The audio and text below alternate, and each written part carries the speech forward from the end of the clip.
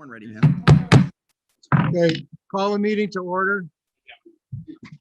Pledge allegiance. I pledge allegiance to the flag of the United States of America and to the republic for which it stands, one nation under God, indivisible, with liberty and justice for all.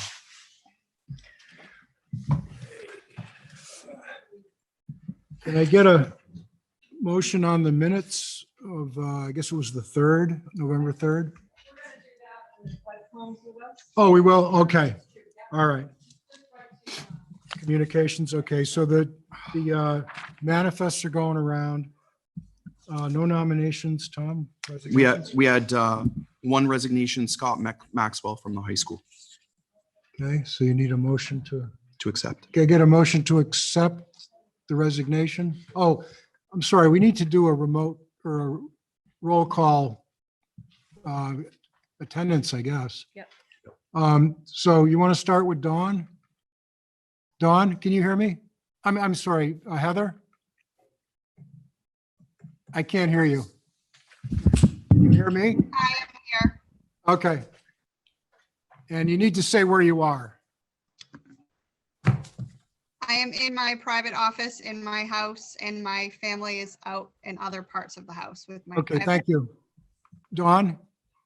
Dawn Dutton, I am in my home. I am in a room by myself, and like Heather, families out there. Okay, thank you.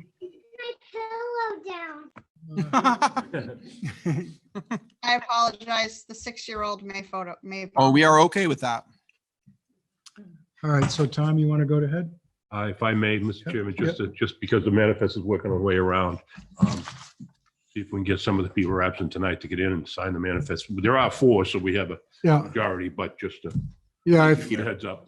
So if you can get in and sign the manifest, that would be helpful. Or we can do a drive-by signing if we have to, or not. We'll see what happens. We'll be in touch. Who are we missing? Moore's missing. Morris. Moore couldn't make it tonight. Jamie's here, so we have a quorum. Yep. Yeah, we have 4. Jamie, Pete.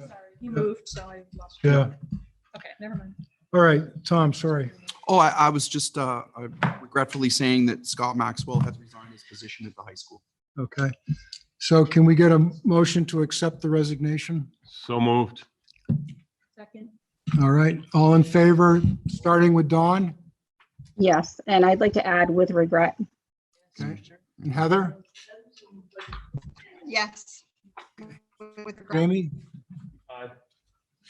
Yes. Tammy? Yes. Myself, yes. Thank you.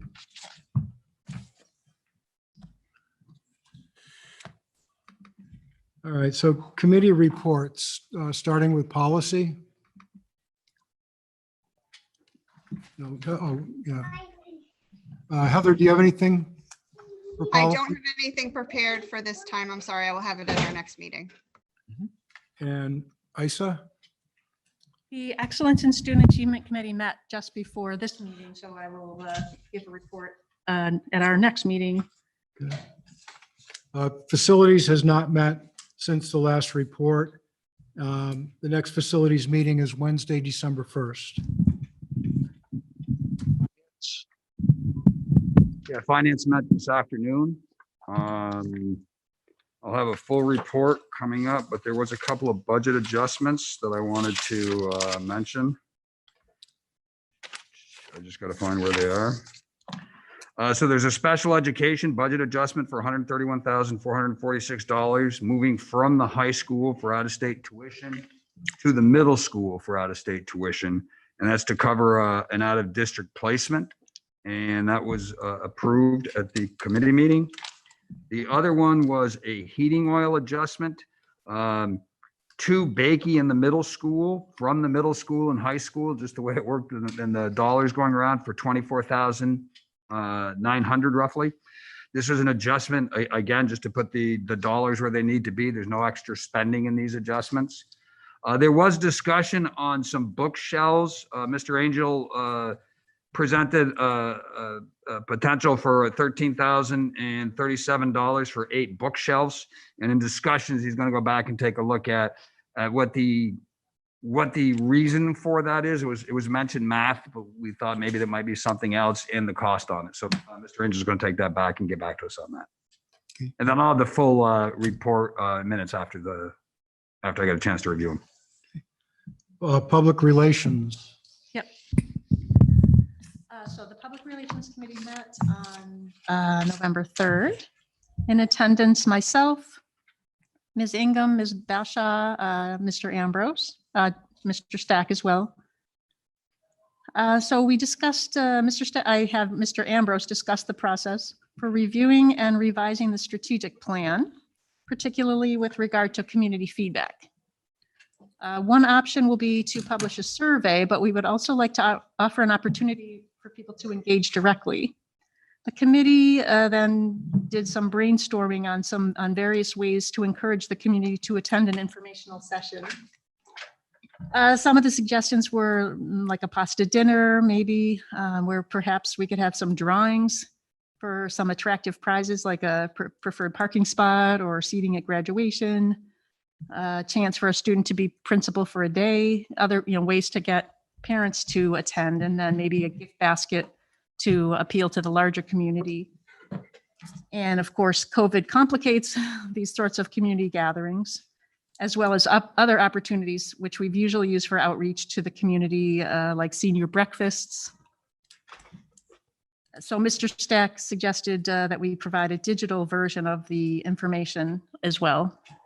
At our next meeting, which we will continue to discuss, and if anyone has suggestions, please forward them to the Public Relations Committee on any ways that you can think of that we might be able to engage the community. Our next meeting is on December 1st. Dawn, personnel. So personnel was supposed to meet tonight, but unfortunately we had to cancel our meeting. So I will update after the next meeting. SST. We met on Monday. The SST set their budget for the year. It's important to note that their budget was, there was a van that was being charged to SST, and they decided through the Exeter Cooperative School District to reallocate that expense. So the budget looks like it went down, but really they just moved the expense of the bus to a more appropriate location within their district. The part that will be interesting is our tuition for SST will be affected by two critical factors that aren't in the budget. One is they are currently negotiating the professional staff and the paraprofessionals contracts, support staff contracts simultaneously. So there were no raises in the budget. The second thing that will affect us is the continued decline in enrollment at SST overall, which drives the cost per student up. So we'll have to see how their enrollments go and what happens as we look at our budgets, but they don't set their actual rate until next year. So Brian has to estimate every year. And when Mr. Stack creates his budget, a large part of his budget of the more flexible part, the non-personnel part, is SST tuition. So it's just important to note that the SST tuition continues to climb significantly, which really means that we offer less seats to SST. The other thing that's interesting is our students aren't choosing to go to SST the way that they had been in the past. When I was hired, we had 120 students in SST. We do have a declining population. We've gone from 675 students to 545. So if you figure a drop in the number of students, you'd also have a parallel drop in SST. But what we've heard from the kids is they really like the ELO program. And they're doing ELOs here at Sanborn while taking other academic courses. And Mr. Stack continues to monitor it, but I just want everyone to understand that the students are choosing not to go to SST. It's not that we're not willing to fund it. I just want that message to be abundantly clear that yes, the tuition has gone up, but that is not, we would not deny, if the kids want to go, we'll help them go and we'll figure it out. So we continue to look at that. Heidi Levitt's looking at it. We currently, I think this year we had 50 students attend, 50. Oh, wow. It's significant, but you have to remember, one of the things that's challenging about any regional technology center is that you eat up a large portion of your day traveling and you lose the opportunity to do other things. We have a great automotive program here. We have woodworking and we have our ELO program, and those things kids are engaged in, and those programs are fully enrolled, and our art program is as well. So it'll be interesting to see what the future of SST is, but I did meet with them the other night. It was a good meeting. So thank you. So Maura's not here, so we can either skip over budget or we can ask one of the budget people to give a report. I think we met with them. It was a joint meeting. Yeah, that was it. We're going to meet with them. And questions were asked. Yep. Yeah, okay. Wellness. I did ask Mr. Dawson to set up a meeting for wellness. Mr. Dawson, what's your progress on that? We're gonna have an email going out to the staff in a couple days. Okay, great. That's in progress. Thank you.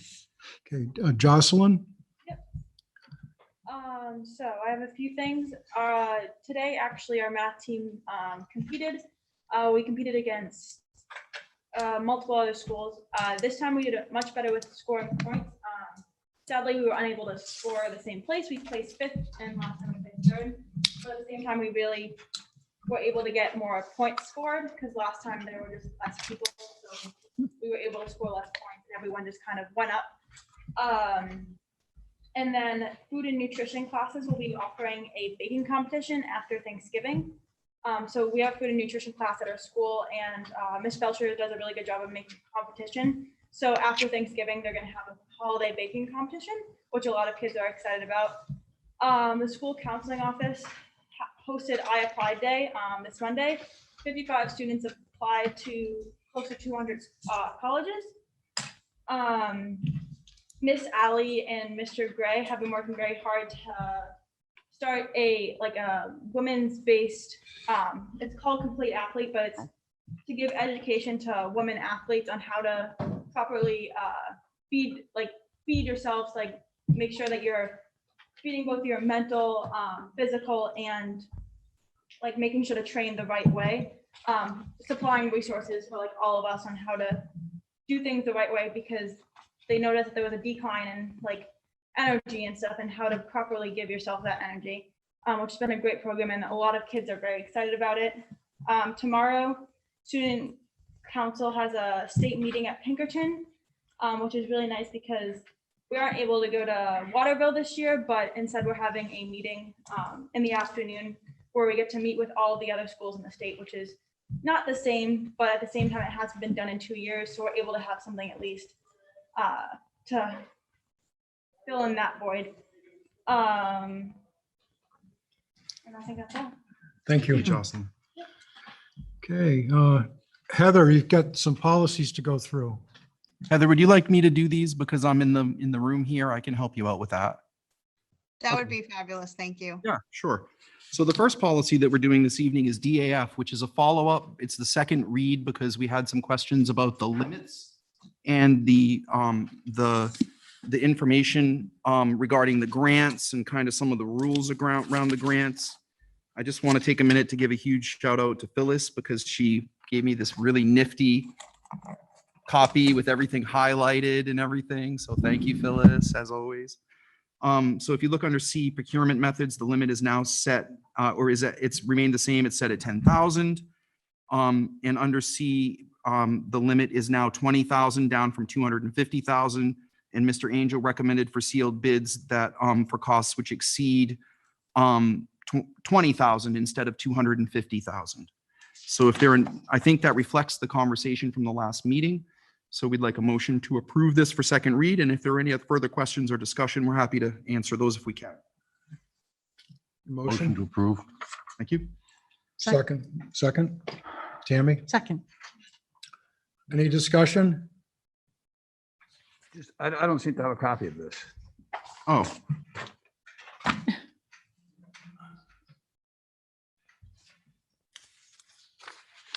So it's page 10 and 11.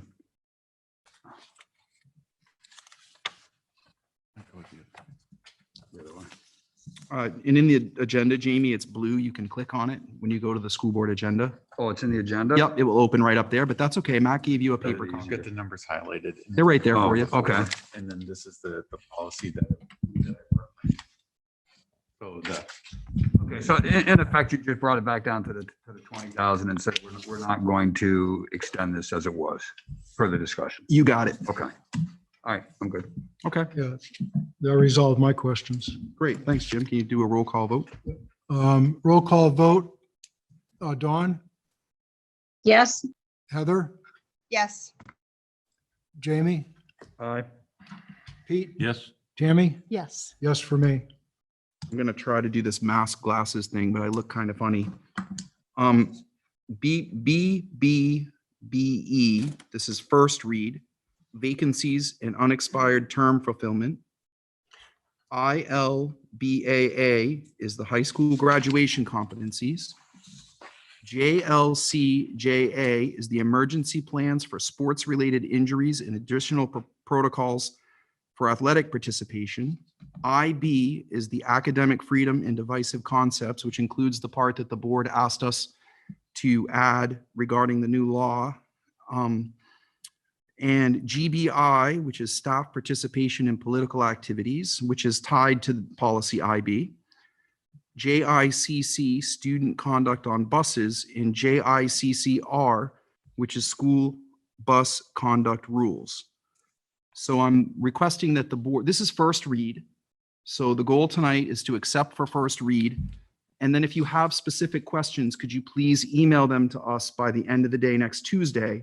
And we'll try to have everything ready for the following Wednesday, but we're on a really short schedule with the holiday break. So if we don't make it, we'll get them to you for the second meeting in December. Okay, can I get a motion to approve first read? So moved. Okay, second? Second. Thank you. Tammy? Okay. Any discussion, questions? Just, I've been a little buried this week. I haven't had a chance to read these yet, but Yeah. because it's first read, I'll support them, but I'm clearly going to go through them and make sure I'm comfortable. Yeah, and I would say that I asked the board to carefully, specifically read IB and JBI. GBI. GBI, thank you. Did I say J? Yeah. Yeah, IB and GBI. I would like you to read and just, if you don't have any questions, just shoot me an email and say, hey, I read it, I'm good. Okay, because I really want to check in with each of you because this is important. I did a lot of work on IB and I spent a long time with Will Phillips. And I just want to say that he gave us a significant compliment. He said, this is so strong that I feel like we might start recommending what you've developed to other districts. He was really positive about it. And Jim O'Shaughnessy also weighed in on it and felt like it might be worth sharing with other districts as well. So we really did lift the components of the law that drive teacher practice and put those right in there, but we did it in a way that guided him through the process. And Jamie, I look forward to your feedback. So that should be worth some money to Jim's fund. Yeah, hey, if you want to hit Jim up, I might give you a free some trainings. We'll hit him up. Some extra free stuff. Yep. My only question is about Coffee 4. mugs. I've got a question about 4. I'll email it to you. Sure. Sounds great. If you could just email them to me, I'm happy to look at them. Anybody else? Tammy? I just have a comment on BBBE is vacancies and unexpired term fulfillment. A lawyer wrote that one. I don't have a question. I just have a comment. There's been a change in the law that now specifically allows the at-large member to participate in filling vacancies. And I want to commend the legislature and anyone that worked on that and got the legislature to do that. That's been a peeve of mine ever since I was elected as the at-large member. So I think that's long overdue, and I just want to throw that out there. All right. So ready to vote? Heather? Vote to Yes. approve first read. I approve. Yep. Dawn? Yes. Okay. Jamie? Aye. Pete? Yep. Tammy? Yes. And yes for me. So now we move to non-public. All right. Pete, you want to do the honors? Yeah. Thank you. Okay. No, I was just wondering if we could save that to the end and move the other things so that everybody didn't have to No. leave. But it looks like we can't because the budget's next. So, Yeah. Mr. Chairman, I'd like to make a motion. We have Sorry, guys. non-public on RSA 91-A:3, 2, C and K. Okay. We did this so that people can watch the Pats game, Pete. Well, no, I was I had just thinking, requests to watch the these Pats. poor people Second. now have to all get up and I know, leave. I know. You know. Can I get a second? Sorry, Rick. Tammy just Roy, had you're it. going to have to exit for a minute because we're going to have a non-public. All right. Roll call vote. Jamie? Aye. Pete? Yes. Tammy? Yes. I'm a yes. Heather? Heather Yes. and Dawn? Yes. The school board's already in session, so. Okay. Yep. Say the budget committee is now in session. And you need, yeah. I think do we need to salute the flag? Oh, we can all salute the flag. I think that's all we, Yeah, if it's- you want. yeah, let's do it. Okay. Over there. I pledge allegiance to the flag of the United States of America and to the republic for which it stands, one nation, under God, indivisible, with liberty and justice for all.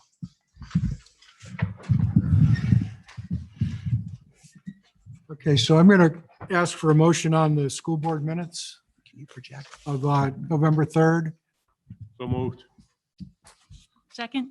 All right, and roll call vote, all in favor? Dawn, Yes. Heather, Yes. Jamie, Aye. Pete? Yep. Tammy, Yes. Jim, yes.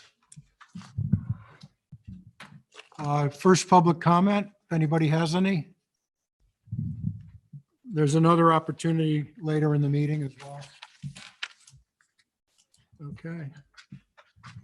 All right, Tom, All right. It's Jim's meeting.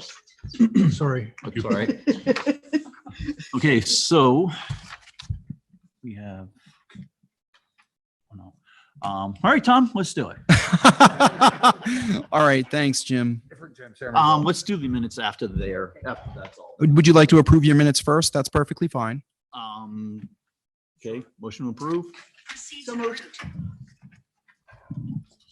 Second? Okay, You don't even need to do roll call because we don't have any remote, right? It looks like. Do we have discussion? yes. Discussion. I had sent an addition. I don't know. I had sent it to Annie and you, Jim, an addition to the minutes. I did not Yeah, I see that. remember that. Yeah, Got the motion that Maura made? so those need to be added in. That addition that you had. Right. Okay. Do I need to read that? I don't know if that was sent out to the members.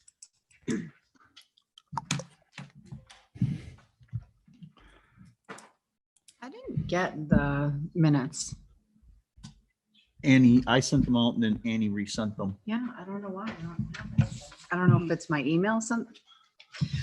Hmm. Do you Well, want to, I do have- you want to put off approval until We the can- next meeting? Yeah, we can do that. Maybe have them look at my email. So I'll withdraw my motion. All right. All set? I believe so, yes. All right. Tom, Tom, All right, thank you very much, everyone. First of all, I want to say thank you. We had a very productive and beneficial process this year. There have been years where we've had as many as 135 questions approximately. And this year we had 85 to 90 questions that were really focused on things that helped us to find some anomalies and issues in the budget. It really worked. So I'll work you through all that. I'll answer what I can. I want to talk about follow-up questions. So the process for follow-up questions is this. If you wrote a question and you didn't get it answered or you don't understand it, please email Mr. Angel. We also will, at the next school board meeting, the school board will ask for any clarification that they need before they adopt the budget and send it to the BudCom for December 2nd. Then Matt and I will attend the BudCom meeting on December 2nd and help the BudCom with any other information that they need before they make a decision. So there'll still be more time to talk about this after you receive these answers. All right, here we go. I'm going to read these as quickly as possible, and you will have a copy to read as well. All right, so you can follow along. We gave them to you. Unlike the budget presentation, there's so many answers and so many slides. We wanted you to have them. They are double-sided. All right, so the answers are in yellow. It's important to remember that the majority of budgeting is based on contingencies. The cost of special education follows students through their educational career. So that means if money gets reallocated when a student moves from the middle school to the high school, for example. This is why you may see some drastic changes from year to year. It seems like every year we get these questions, why did this one go down or why did this one go up? It's almost always a student moving with an IEP, and you'll see that again this year, which is perfectly fine. Debt service. The first question is interest at the high school. The question was decreases and increases for debt service, interest and principal are reversed, which is correct. Is there an impact on the budget total and or the default? The answer is there was a transposition error. Matt has fixed that error, and the default budget total stayed the same as the result of this question. It didn't change the budget total or the default, but thanks for pointing it out. Debt service, question 2, why is the interest percent going up? Is the bond a variable rate or something else? Really great question. The interest is going up $47,488, and the principal is going down $48,488 according to the schedule. The net difference is a reduction of $1,000. It's important to note that the bond is not like a typical mortgage. The annual payment is set by the bond bank and may vary from year to year. Employment contracts and related benefits. The debt service change from last year to this year, FY23 versus FY22, shows in the debt schedule in the budget book as an increase of $47,488.99. The presentation shows a line item called debt service for high school and lease of $1,532. Can you explain the reason for the differences? The change in debt service is as follows. The amounts in the question have been bolded. The high school bond principal went down by $48,000. The high school bond interest went up by $47,488, and there was a floor scrubber lease that's included in those calculations for a net change of $1,532. So you can blame it on the floor Zamboni. All right. By the way, I've asked repeatedly to be able to drive that, and I've been told no. Please define the general administration, school administration, total central, and is $3,933,652.38. The combined cost of the administration salaries and benefits, and then it lists the different accounts. We think there's a typo in the question because the general admin amount should be $1,199,88, not $199,888. And the central is $661,743.85, and the total of the three lines is $3,888,652.38.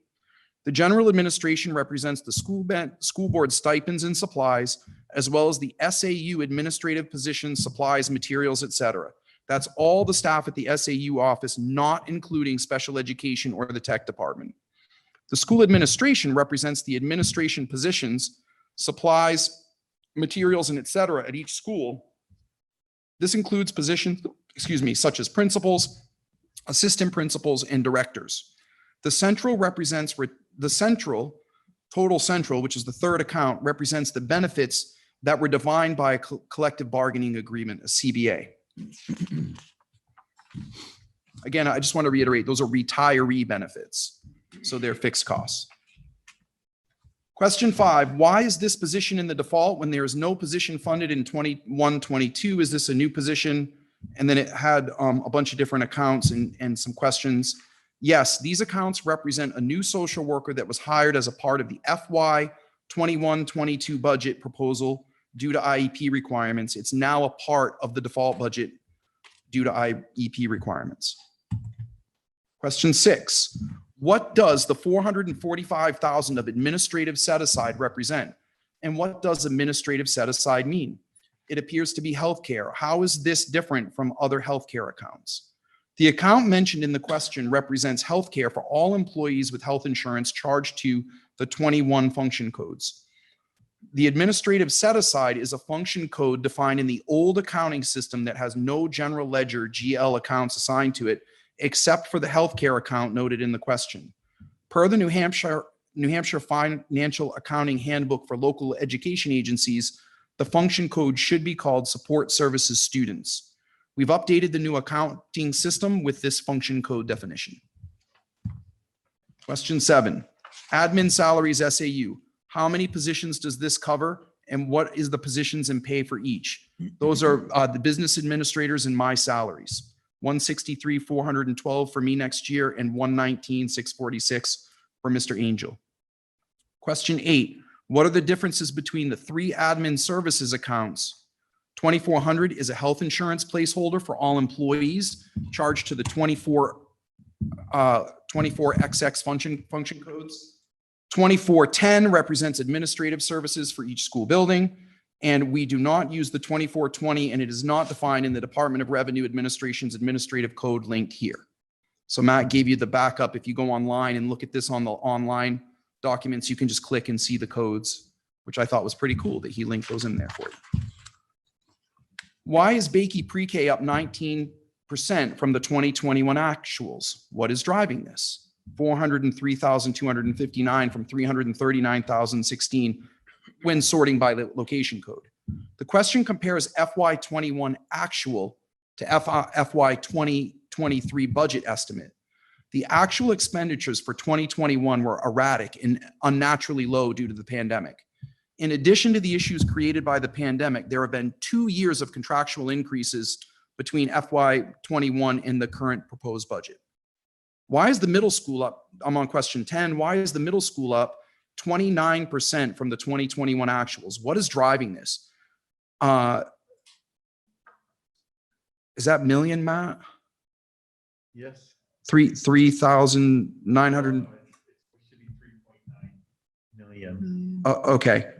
So up 3.9 million from 3.047 sorting by location code. This is important to note. This question compares the FY21 actual expenses to the FY23 budget estimate. The actual expenditures for 2020-21 were erratic. As we've said before, they were unnaturally low due to the pandemic. This includes staffing shortages, not filling positions, savings on oil, gas, electric, transportation. Tremendous things were in flux. In addition to the issues created by the pandemic, there have been 2 years of contractual increases since the 2021 actual. Question 11, why is the district spending up 14% from 2021 actuals? What is driving this? And it's the same answer. We lumped them together. Question 12, healthcare costs. I'm not going to read all the specifics, but basically the 5-year average is 4.6 million. The current budget is 4.8. Healthcare goes all over the place. For the last 3 or 4 years, it's averaged around a 2% increase. This year, we got our rates last week. It went up 7.9 to 9.8%. So we had a significant increase in healthcare costs this year. We keep saying we're budgeting at 10% because it might happen. It happened. So we have the actual amounts linked into this answer so that you can read them. It's really important to remember this. The percentages of increases may vary dramatically if employee elections change in various lines. The global increase that we budgeted for was 10%. Some lines might be 17%, some might be 5%. It depends on who we hire, not the amount of money that was budgeted, right? It's really easy to wonder about that. And I think it's so important that it comes up regularly so that people understand that healthcare costs are super challenging for us to predict. Custodian salaries at the SAU, what is the increase of 70,400 for? How many custodians does this cover, full-time or part-time, and are they just assigned to the SAU office? How can a new position be created for the district in the default budget? Seems to be an error if not explained. This is the facilities and safety manager. It was located in a different account and has been placed in the correct account location in this budget. There is no increase. I want to make sure everyone understands that one thing that has happened, we switched to a new accounting software this summer. It is way, way better. But we are combing through it. And every time we comb through it, we see 6 or 8 things that need to be moved and adjusted. We get those all straightened out. We go through it again. We see 6 or 8 things that need to be moved and adjusted. So there's a lot of movement in the new accounting system. It takes about 2 years to totally settle a new accounting system. It doesn't happen just because you turned it on July 1st, right? It takes time. You have to look at the data, and I'll talk about that more in just a minute. Am I going too fast? Okay. I'm trying to cook here, you know? You okay? Keeping up? Okay. All right. All right. Question 14, line 170, wage adjustment. adjustments increase is $61,747 or an increase of 351.85%. What is meant by wage adjustments? What does this represent? We have 32 employees that are not covered by a collective bargaining agreement last year, and the amount is an estimate. Last year, a mistake was made in the budgeting, and it was too low. Only 20 of the 32 employees, 20 or 22 of them were actually accounted for. So Matt had to adjust the budget to reflect the actual number of employees. Question 15, how are you accounting for the support staff contract in the default budget? Are they frozen at the current pay as the contract will be a separate warrant article? That is correct. They are frozen. The wages for the support staff union are frozen at the current amount for the default and operating budgets. Any negotiated agreement between the school board and the support staff union will be presented as a separate warrant article to be voted on by the taxpayers. Support staff increase at Bakey, 16,000. CBA in negotiation. Why is this increase in the default? Why in the proposed? When new staff leave, when old staff leave and new staff are hired, sometimes we have a change in salary and benefits. Sometimes it goes up and sometimes it's reduced. It's just an increase because we hired someone that took or some staff, could be multiple people that actually took a higher level of health insurance. A full family plan is $29,000. $29,000. So 16,000 is very small when you're looking at those numbers. If you have 10 people that move from single to full family, it's $100,000. Can you hear me? Oh, no, it's okay.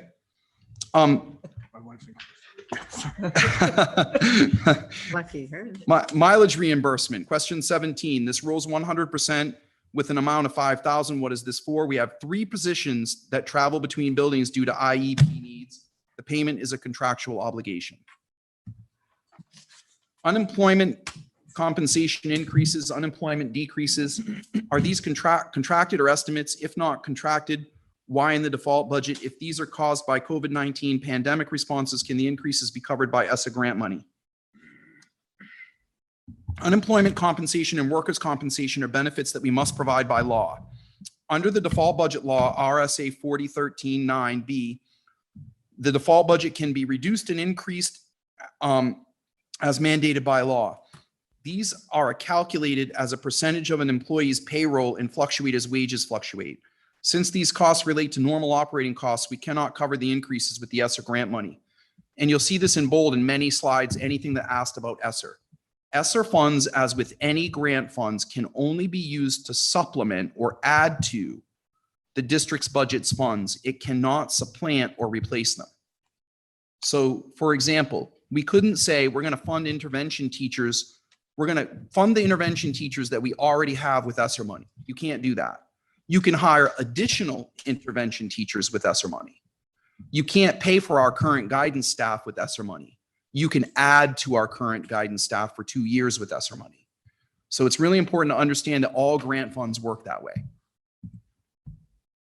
All right, so district tech admin salaries up 13,000. Are these covered by the CBA passed last year? And why increase and why in both the default and proposed budgets? In the prior year, the tech director was employed on an interim basis. This year, that person is employed under the union CBA for administrators, so that's an increase for them. The next one is tech support staff increase 49,000. The CBA is currently being negotiated. What is this increase? Is this increase in salaries or a new position? Why is it in both the default and proposed budgets? Great question. There's no collective bargaining agreement for tech support staff. The employee affecting this account was budgeted in the prior year under the account listed.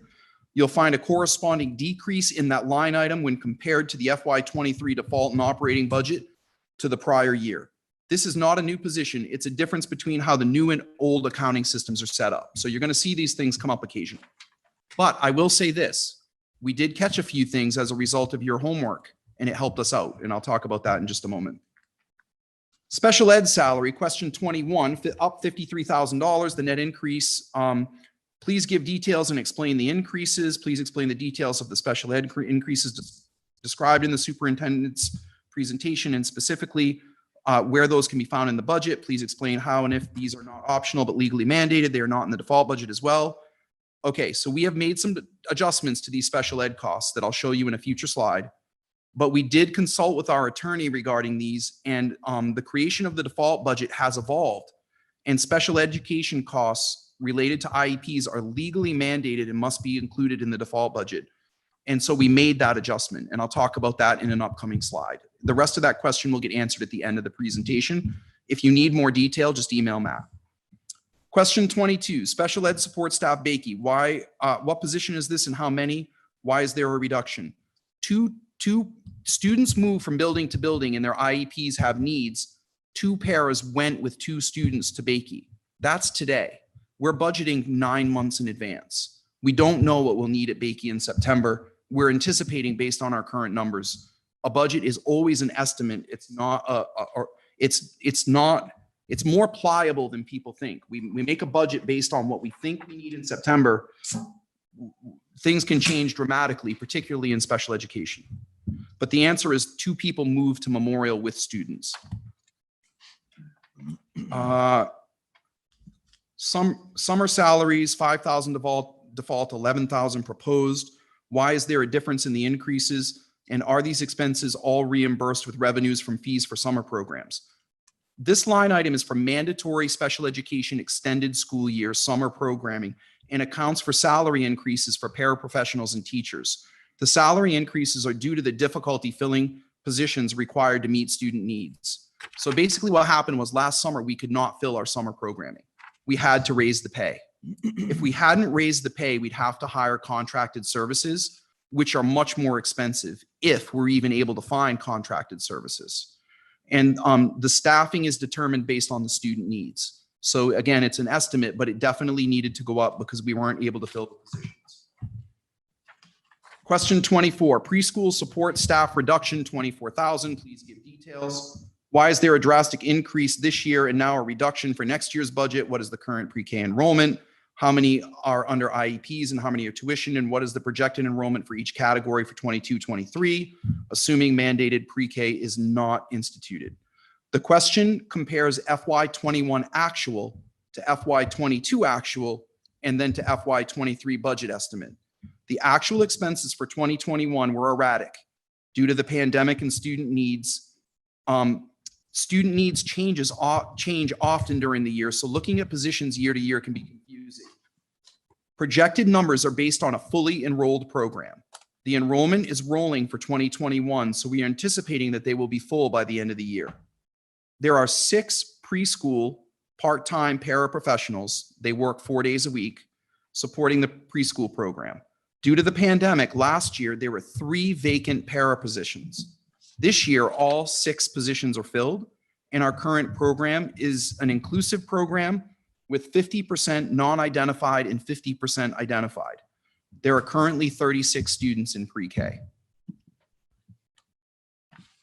Guidance professional services at the high school, $118,000. Is there a staffing change at the high school guidance office?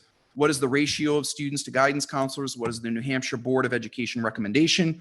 This is a 54% reduction. Why is that? Are we reducing the department, or what is paying for the large increase? Great question. So we haven't had any staffing changes at the high school in terms of positions. We had a significant number of new staff in the guidance office, and new staff were hired at a lower salary than the staff who left. There is also an import error in moving into the new system. So basically, one of the guidance counselors was put in as a teacher instead of a guidance counselor, and we caught that because of this question. Thank you. The standards are 3 full-time guidance counselors is what we currently have for 550 students. Ed 306 minimum standards for public school approval states that the ratio must be at a minimum, a ratio of 1 to 300, which as a former high school guidance counselor, I strongly do not recommend you do.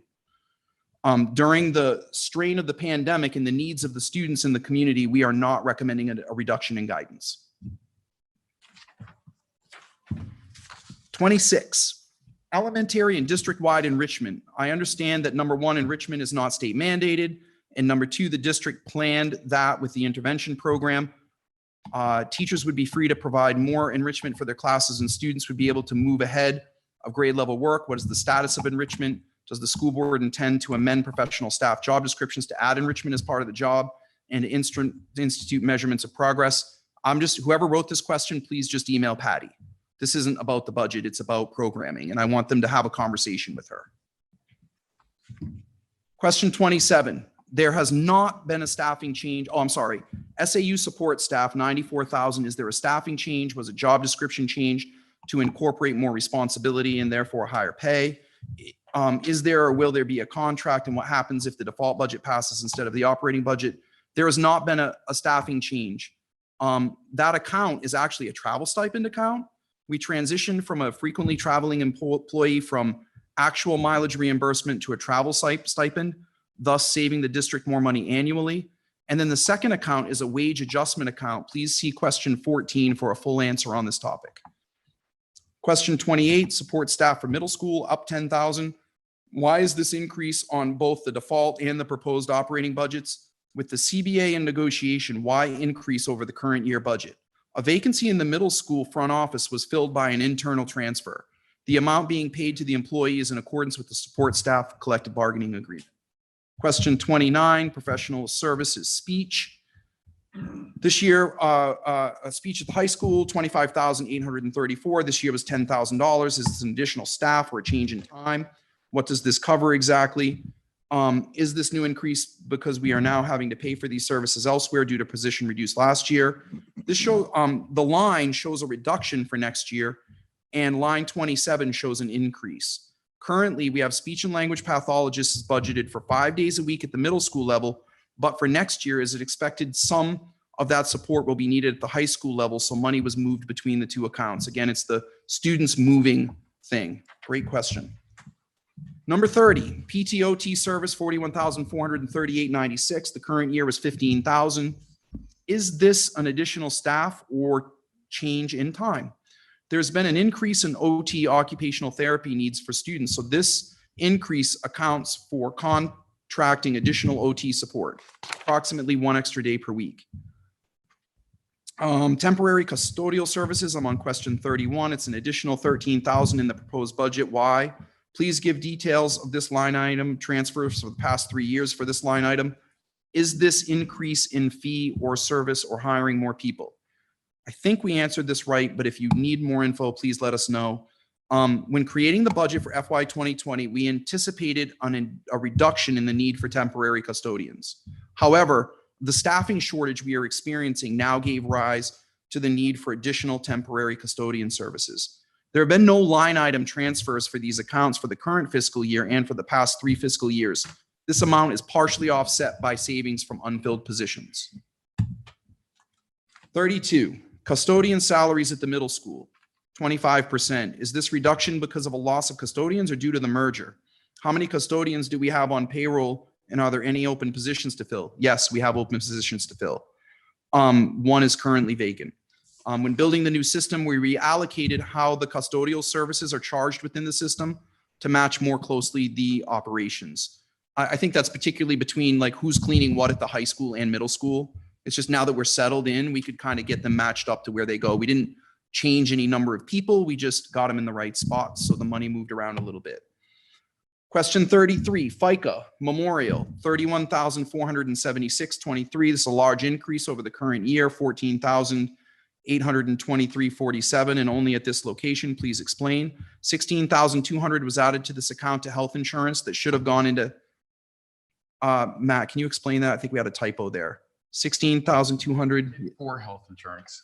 Was added to this account for health insurance that should have gone into health insurance? Yes. How does that work? Can you explain that? Because I have to combine for this report for you, all the health insurance accounts. When I have to copy the number and paste it into the health insurance line, I by mistake pasted it into a FICA line. Oh, okay. So it will amend the answer to say should have been in health insurance, not FICA. Question 34, stipend. I see 2 stipends for $4,500 as well as others throughout the budget. What are these for again? We figured this out. Thank you very much, whoever caught this. These 2 stipends are for meetings before and after school programs at Bakey and Memorial for an employee who no longer works here. We're removing these amounts from the budget, and you'll see that at the end of this presentation. Any other stipend positions are paid for tasks beyond the scope of the job description and are typically based on collective bargaining agreements. So thanks for catching $9,000. It's a step in the right direction. Speech salaries. What is the reduction? Is this the speech therapist position that was eliminated? Last year, we had a speech and language pathologist on leave. In order to fill the position while this employee was out, we had to contract for the service. Typically, our SLP needs at Bakey are covered through salary lines, hence the reduction. There was also some additional speech lead needs last year due to the pandemic. Question 36, travel stipend. Who are these stipends for? What are they for? Are they ever used completely or just rolled over year to year so the funds are available if needed? The first account number is an actual travel stipend account for the SAU, and the second is not an actual account. All travel stipends are attached to the contracts of employees. This is the most important part, the second part of the answer. Travel stipends are attached to the contracts of employees who travel frequently in the district. This is a method for capping costs. Employees receiving a travel stipend are, and you can read the list, it's a bunch of us, myself, Matt, Bob, and a few other people. So feel free to just take a look. Transportation. Question 37. This is all about the bus contracts. So I'm just going to summarize. We're out for bid for bus contracts. So we added a % increase because there's going to be an increase. We think it's too low, but we went for what we thought was reasonable. We have to have transportation. It's required by law. We will probably have that settled this spring. Oh, and by the way, we did talk to an attorney about special education costs, busing contracts, and other contracts. And if the service is required by law, it can be included. If it's not required by law, it can be excluded. It is a gray area. It's something that we can discuss as a team. But I just want to be clear that whether it's in the default budget or not, we have to pay for it. And there's going to be an increase in our busing costs because we have put off signing on to a long-term agreement for transportation for a couple of years due to the pandemic. And now we need to really open it up and get bids for that. All right. For the $22,000 van lease, I'm not going to read the whole question. I'll just say that the van lease is really difficult to answer. We are having so much difficulty finding buses and bus drivers. The costs vary widely. So the question was asking, does this include insurance? Who would this be for? Overall, we believe that leasing vehicles will be a wash or a small savings for the district, but we need to operate without the pandemic to really know for sure. Regardless, having vans means that students can get to games. And right now, we can't always get transportation. It's a serious problem. Bob had to rent sometimes coach buses for just a small group of kids. It costs, this fall, we spent $10,000 on coach buses. Extra, just this fall. That's one season. So that's the small season. So we're probably going to be close to 40 grand in coach buses this year if this continues the way it's going. So vans can hold up to 12 people, including the driver, which could be a coach, depending on how we handle this. Or Bob, because Bob, we love driving those, right? A vehicle larger than a van requires a specialized license, and we don't want to do that. The cost for insurance should not change significantly because it's under our policy. We think this is a really good idea. We think it's going to be a cost savings, but I can't answer it definitively because of the shortage of bus drivers in the pandemic has driven up costs. So I just think it's important to know that we really are trying to get kids to games in a less expensive way. Question 39, regular transportation plus 26,000 default plus 47,000 proposed. Why is there a difference between the default and the proposed operating budget? Is there a contract in place? Please give details of the contracted services for transportation with an actual reduction negotiated in 1920 when school was closed. Was there a reduction in 1920 in 20 to 21 due to late start in in-person learning?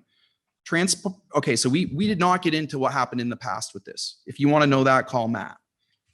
We did have some reductions in fees for fuel with busing, but overall, when you have a busing contract, you have a contract. They have to hire drivers and have them ready. But I will say this, the default budget has been increased by an estimate to fulfill the mandate of transportation. It's been included at the recommendation of our attorney. This is very similar to the question in 21. Athletic transportation. Please see question 38 because it was very similar. Tuition. Why are the tuition counts up 11% from the current budget and 48% from the prior year? What is driving this? FY21 was 926,000. The current budget is 1,207,000. And the proposed is 1,345,000. Presentation shows an increase rates of 209,750, but that's not the difference between any of the three numbers. So what else would be impacting this? The codes are not typically connected because they include special education, regular education, teacher education reimbursement per the collective bargaining agreement and other accounts. The 209,750 is only for IEP required special education needs. So basically the short answer is all those things lumped together shouldn't tie out to that amount. The question compares the FY21 actual to the FY23 budget estimate. The actual expenditures for 2021 were erratic. We've been over this. It's the same answer as before. We don't consider 21 to be useful at all. It did nothing for us. This year, at the end of this year, when we budget for next year, we feel like this year will be a more accurate representation of where our budget actually is when we look at it for the fall of next year. The actuals for last year were all over the place. Question 42. In-state tuition, plus 14,500. Proposed operating budget. What is the reason for the increase and what is this exactly? The 14,500 is an increase to cover the stipends to provide credit recovery options to students after school and during the summer. When we move from a 28 credit minimum diploma to a 24 credit minimum diploma with 6 classes per year, there's not going to be much flexibility if a kid doesn't do well in a class. They need to have some support to get through that. So Brian budgeted a small amount to help him have summer options for credit recovery and after school if it's needed. Did I get that right, Brian? Yes, you did. All right, thanks. Question 43, how many Sanborn students currently attend SST? What is the current limit and how does this demand relate to our limit? Has the student tuition changed and what is the projected enrollment at SST for 22-23? We currently have 50 students attending SST this year, but we anticipate this number could increase once the COVID restrictions lessen. We work to ensure that all students who wish to attend SST are provided the opportunity. The actual tuition for SST will not be set for another year for 22-23. From the 2021 to the 21-22 school year, the tuition rate increased from 3,182 to 3,708. And as I said at the school board meeting, for those of you who were not here, I attended the SST budget meeting last Monday night. The SST they're having 2 collective bargaining agreements go on their warrant, so their budget looks unnaturally low because they don't know what the raises are going to be for their paraprofessionals and teaching staff. But the pandemic has created a lot less kids going to SST, which means the rate per student has gone up, which is clear in those figures. It's gone up significantly. It's gone up a lot over the last 3 years. General, special education. What building will the reading and writing specialist and paraprofessional be in? Is the paraprofessional for 1 or more students? If more, how many? What is the expected caseload and how many students are included in the tuition increases? Are there any students currently in the out-of-district placements who are aging out? The reading and writing specialist will be in a district-wide position with a focus on the elementary levels, and that's per IEP needs. The paraprofessional need is due to students that are being moved into the district and require support and will either be at Bakey or Memorial, depending on other year-end moves that take place due to student needs. Paraprofessionals work with students per IEP needs. Some work with many students and some work one-on-one. There are currently 10 out-of-district students with an estimated 9 for next year. Some student needs and placements have changed and as a result, resulted in an increase in the tuition for next year. So a lot of that's for the tuition. Question 45, other professional services, special ed. Is that my phone? I was wondering. Was Yeah. I have the Star Wars Cantina music on my phone, so I always know it's me. That was supposed to be funny. I'm sorry. You guys are really serious tonight. Other professional services, special ed. What type of services were covered in this line item? Why is there a reduction? And will those services be eliminated completely or just reduced based on the number of students that need these total services? The services included in this line item include but are not limited to the BCBA, Board Certified Behavior Analyst Services, Vision Specialist Services, Hearing Specialist Services, Assistive Technology Specialist Services. The services are not being eliminated. The reduction is based on changing student needs per IEP. General Information Technology. There was a mistake. This first question, 46. Saved us $75,000. Thank you for whoever asked it. An amount was accidentally doubled in the calculation because it was when we were working on the transfer. So the amount should be 75,000 total, not an additional 75. So that will show up at the end of this presentation. Thank you very much. Telephone technology. This is asking about the telephone technology and the increase of 1,247.16%. The total cost is $5,000. We recommend leaving this in the budget until the seminary is closed. It was left out last year by accident, and that's why there's a high percentage increase. The ESSER funds can't be used for this. It would be, again, supplanting instead of supplementing. Question 48. New equipment technology, nothing current this year. Proposed budget is 20,000. What equipment were we planning to add here? And please give details of the proposed purchase. Are these contracted? If not, why are they in the default budget? And is it possible to use the ESSER grant money for these items? It has been in the budget in previous years on a different account. This is a high school technology account, and we wanted to move the funding to the district account. It's to purchase equipment, including but not limited to things like projectors, document cameras, monitors, and docking stations. Gordon handles that money. Again, the ESSER funds can't be used to supplant. They have to be used to supplement. Question 49. Tech increase of 33,850. Please give details of the proposed purchase. Are these contracted? And if not, why are they in the default budget? Is it possible to use the ESSER grant money for these items? This account represents the 11 people who receive $600 a year for their cell phones during the normal course of business. That's a contracted obligation. And with the implementation of the new accounting system, 5 individuals were charged to the account, should have been charged against other line items. When looking at the phone allowances as a whole, there's no change from the prior year to the operating budget. And again, it's not possible to use ESSER funds for these. Question 50, the proposed default budget, software, 7,000. What is this for? The proposed default and operating budget both have 15,000. There's no increase to this line item when compared to the current fiscal year.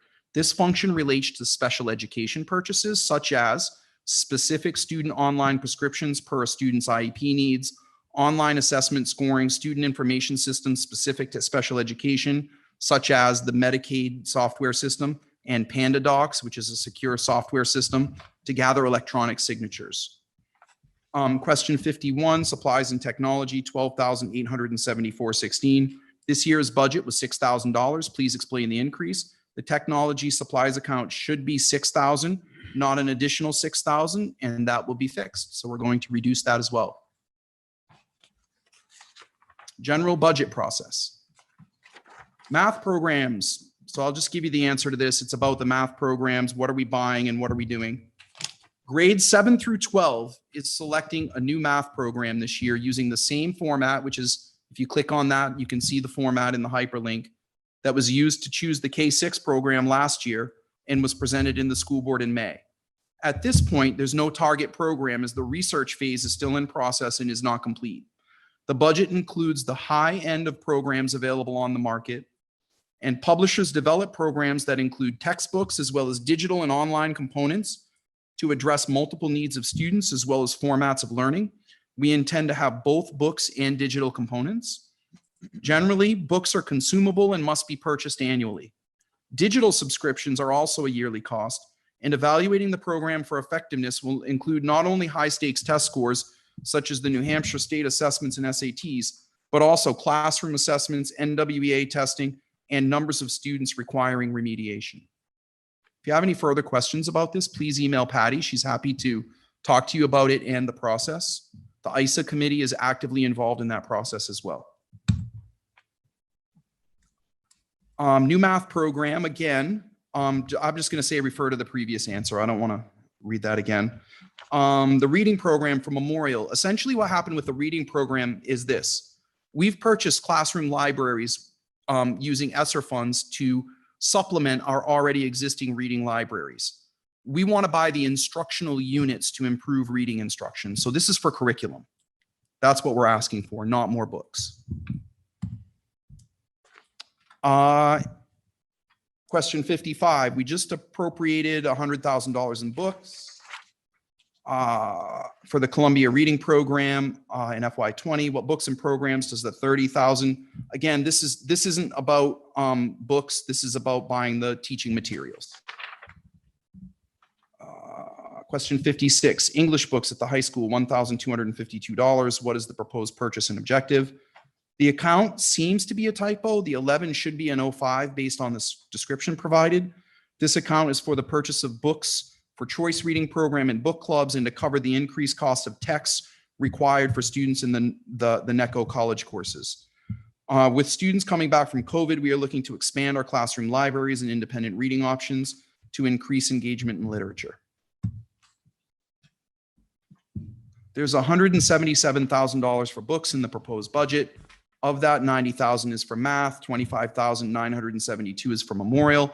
Of the remaining $61,000, is any of that for books associated with our founding documents and our founding fathers, as they were virtually non-existent in the Columbia program, and this was discussed the night of the Columbia program was approved. The $177,000 represents $90,000 for math, K 7 through 12, $25,972 for math replacement books and intervention books. The remaining $61,000 is for books across the whole district in various areas of curriculum, including but not limited to business, English, special education, and library replacement books.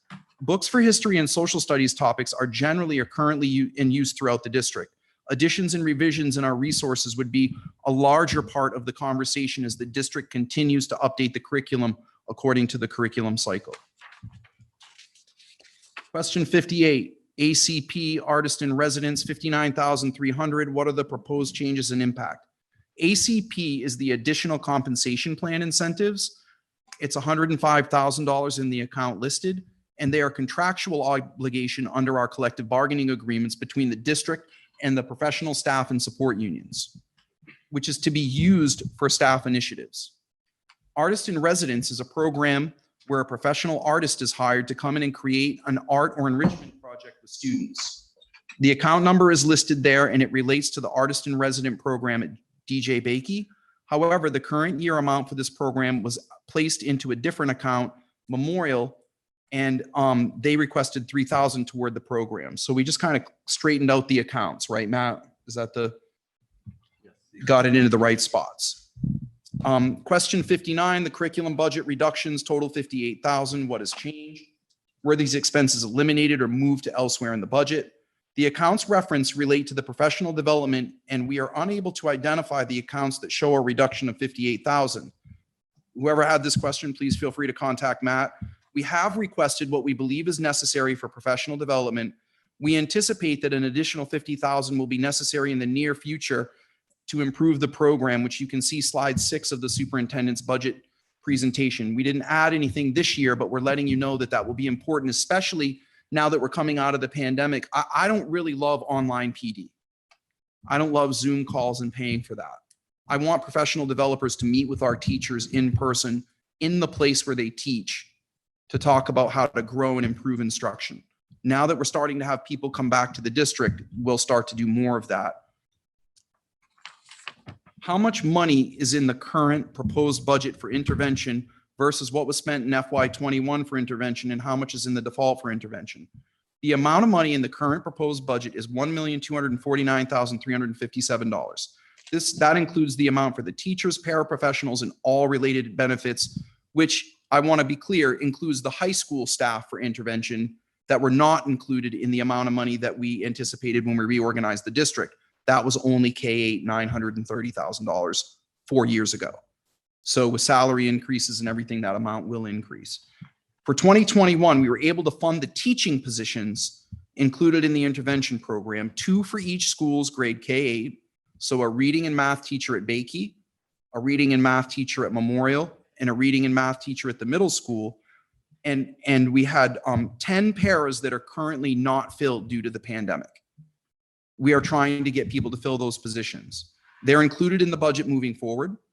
We are having difficulty filling them, and the board recently voted to combine para positions to try to hire teachers at a 2-to-1 ratio. The decision was relatively cost neutral, and we have had a couple of applicants for teaching positions. And we're very optimistic about that. It's hard to hire people in November. And we are hoping that the para contract, if it gets negotiated and approved by the voters, that will help us to get paras too. So we are working hard to fix this problem.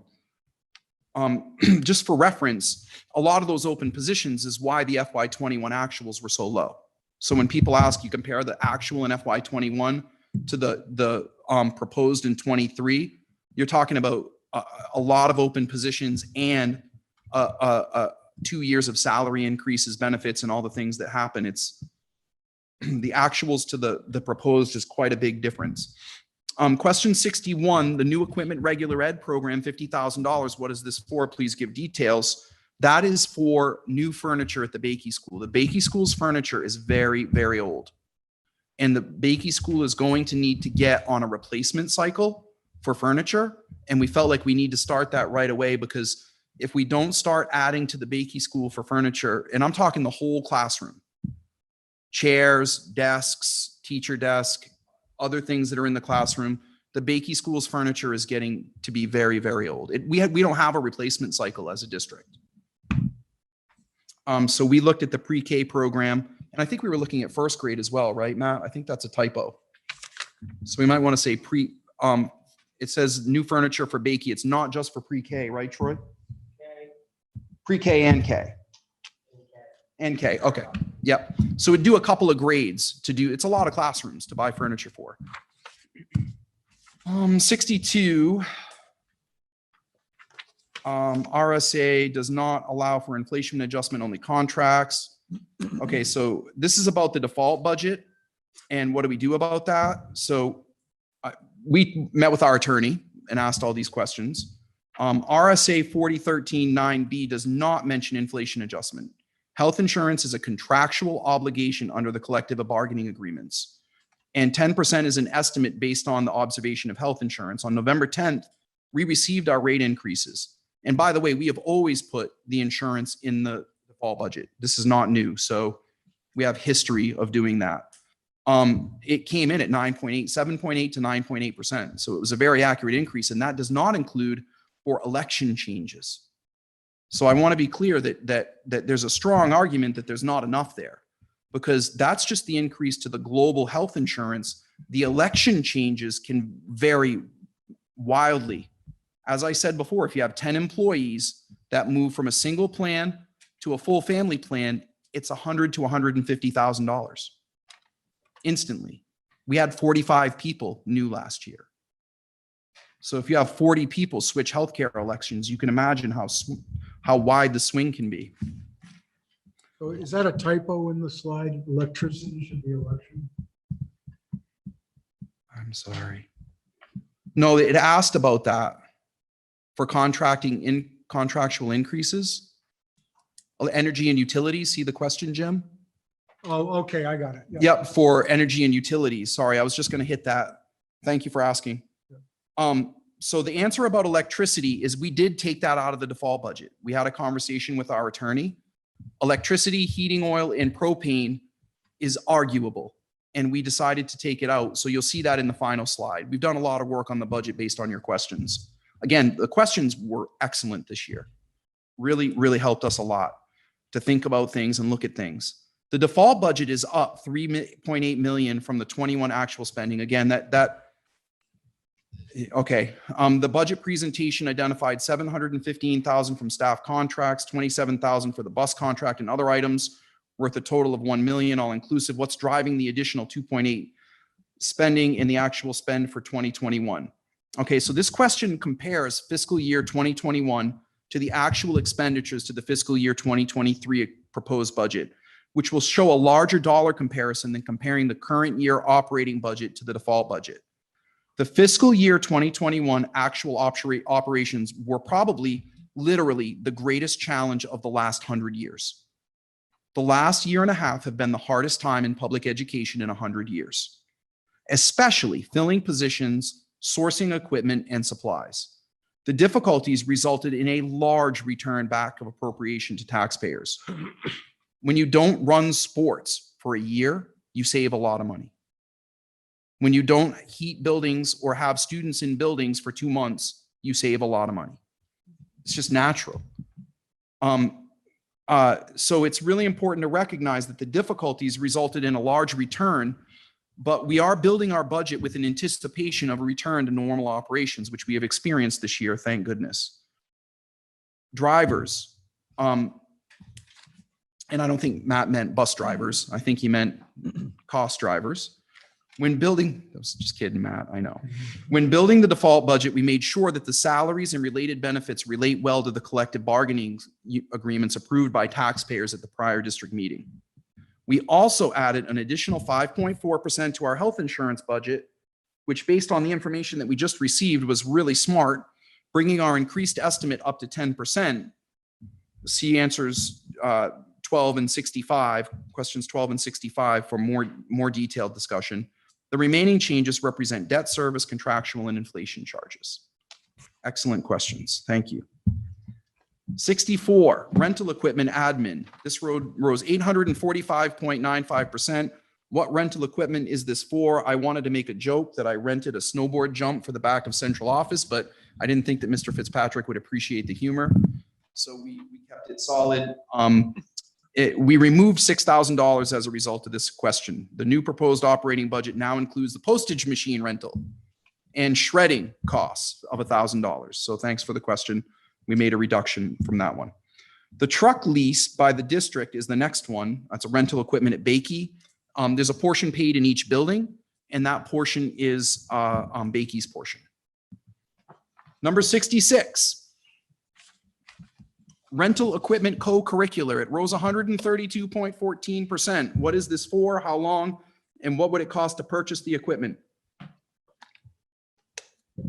This is a rental for things that we probably shouldn't buy and store. They would take up a lot of space, like chairs, a ramp, and a tent for graduation. The increase, $3,700, covers the cost to rent the tent, which allows for more flexibility for the outdoor ceremony. How many people went to graduation last year? Raise your hands. It was awesome. It really was way better. I really enjoyed it. We were out on the field out back and the tent covered us and it rained and it went great. It was really good. So the tent has been used for the past 2 years with funds transferred from other lines. We didn't pursue researching the cost of purchasing a tent because it would only be used sparingly, and setup requires an annual inspection and specialized training, excuse me. Question 67, supplies admin. It rose 136.73%. This is due to a new contract, inflation, et cetera. Why such a large increase, and for whom are they specifically? This is similar to question 64. The DJ Bakey Elementary School evaluated their expenditures and moved items to the correct locations in the budget. The items have been identified on the list here below. I won't read them all right now.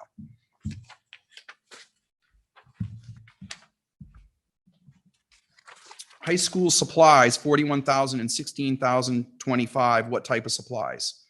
The first account is a building facilities supply account. It includes the high school's portion of costs related to cleaning the campus. Items purchased included floor stripper and wax, sanitization products, and small hand equipment that, to apply these materials. The other one is ground facility supply account. It includes the high school's portion of costs related to the care and maintenance of the playing fields and the grounds on the campus. Items purchased includes fertilizer, weed control, and seed. District-wide electric and gas, 62,000 plus 5%. Do contracts exist for these utility costs? If not, how can the increases in the default budget be in the default budget? And if so, how do you get the utilities to buy futures in electric and gas? Electricity, so I'm just going to cut to the chase on this. We removed these. We talked to our attorney, we listened to the feedback, we checked them out, and we took them out. And we actually adjusted them in the operating budget as well, and you'll see why at the end. How's that, Matt? That was pretty quick for your super long answer. Number 70, why is there a difference fuel oil budgeted expenses. So I just want everyone to understand something. Matt has done a phenomenal job of saving us money on fuel oil. Last year, he saved us over $20,000 because he locked in at the right time on the right day and negotiated with 3 different groups. So just thank you, Matt. Again, this year, Matt locked us in and saved us a ton of money. What's the correct term, Matt? The jig is up. It is. The price of oil has just gone up, and now we're going to have to catch up because it won't come down enough next year for Matt to level it out. Do you know what I'm saying? Like, we know that we're going to have an increase in heating oil next year because Matt's done such a phenomenal job. And the inflation costs, it just is what it is, and we have to be very careful. So we have adjusted the operating budget and the proposed budget, but we want the board and the BudCom to deliberate this.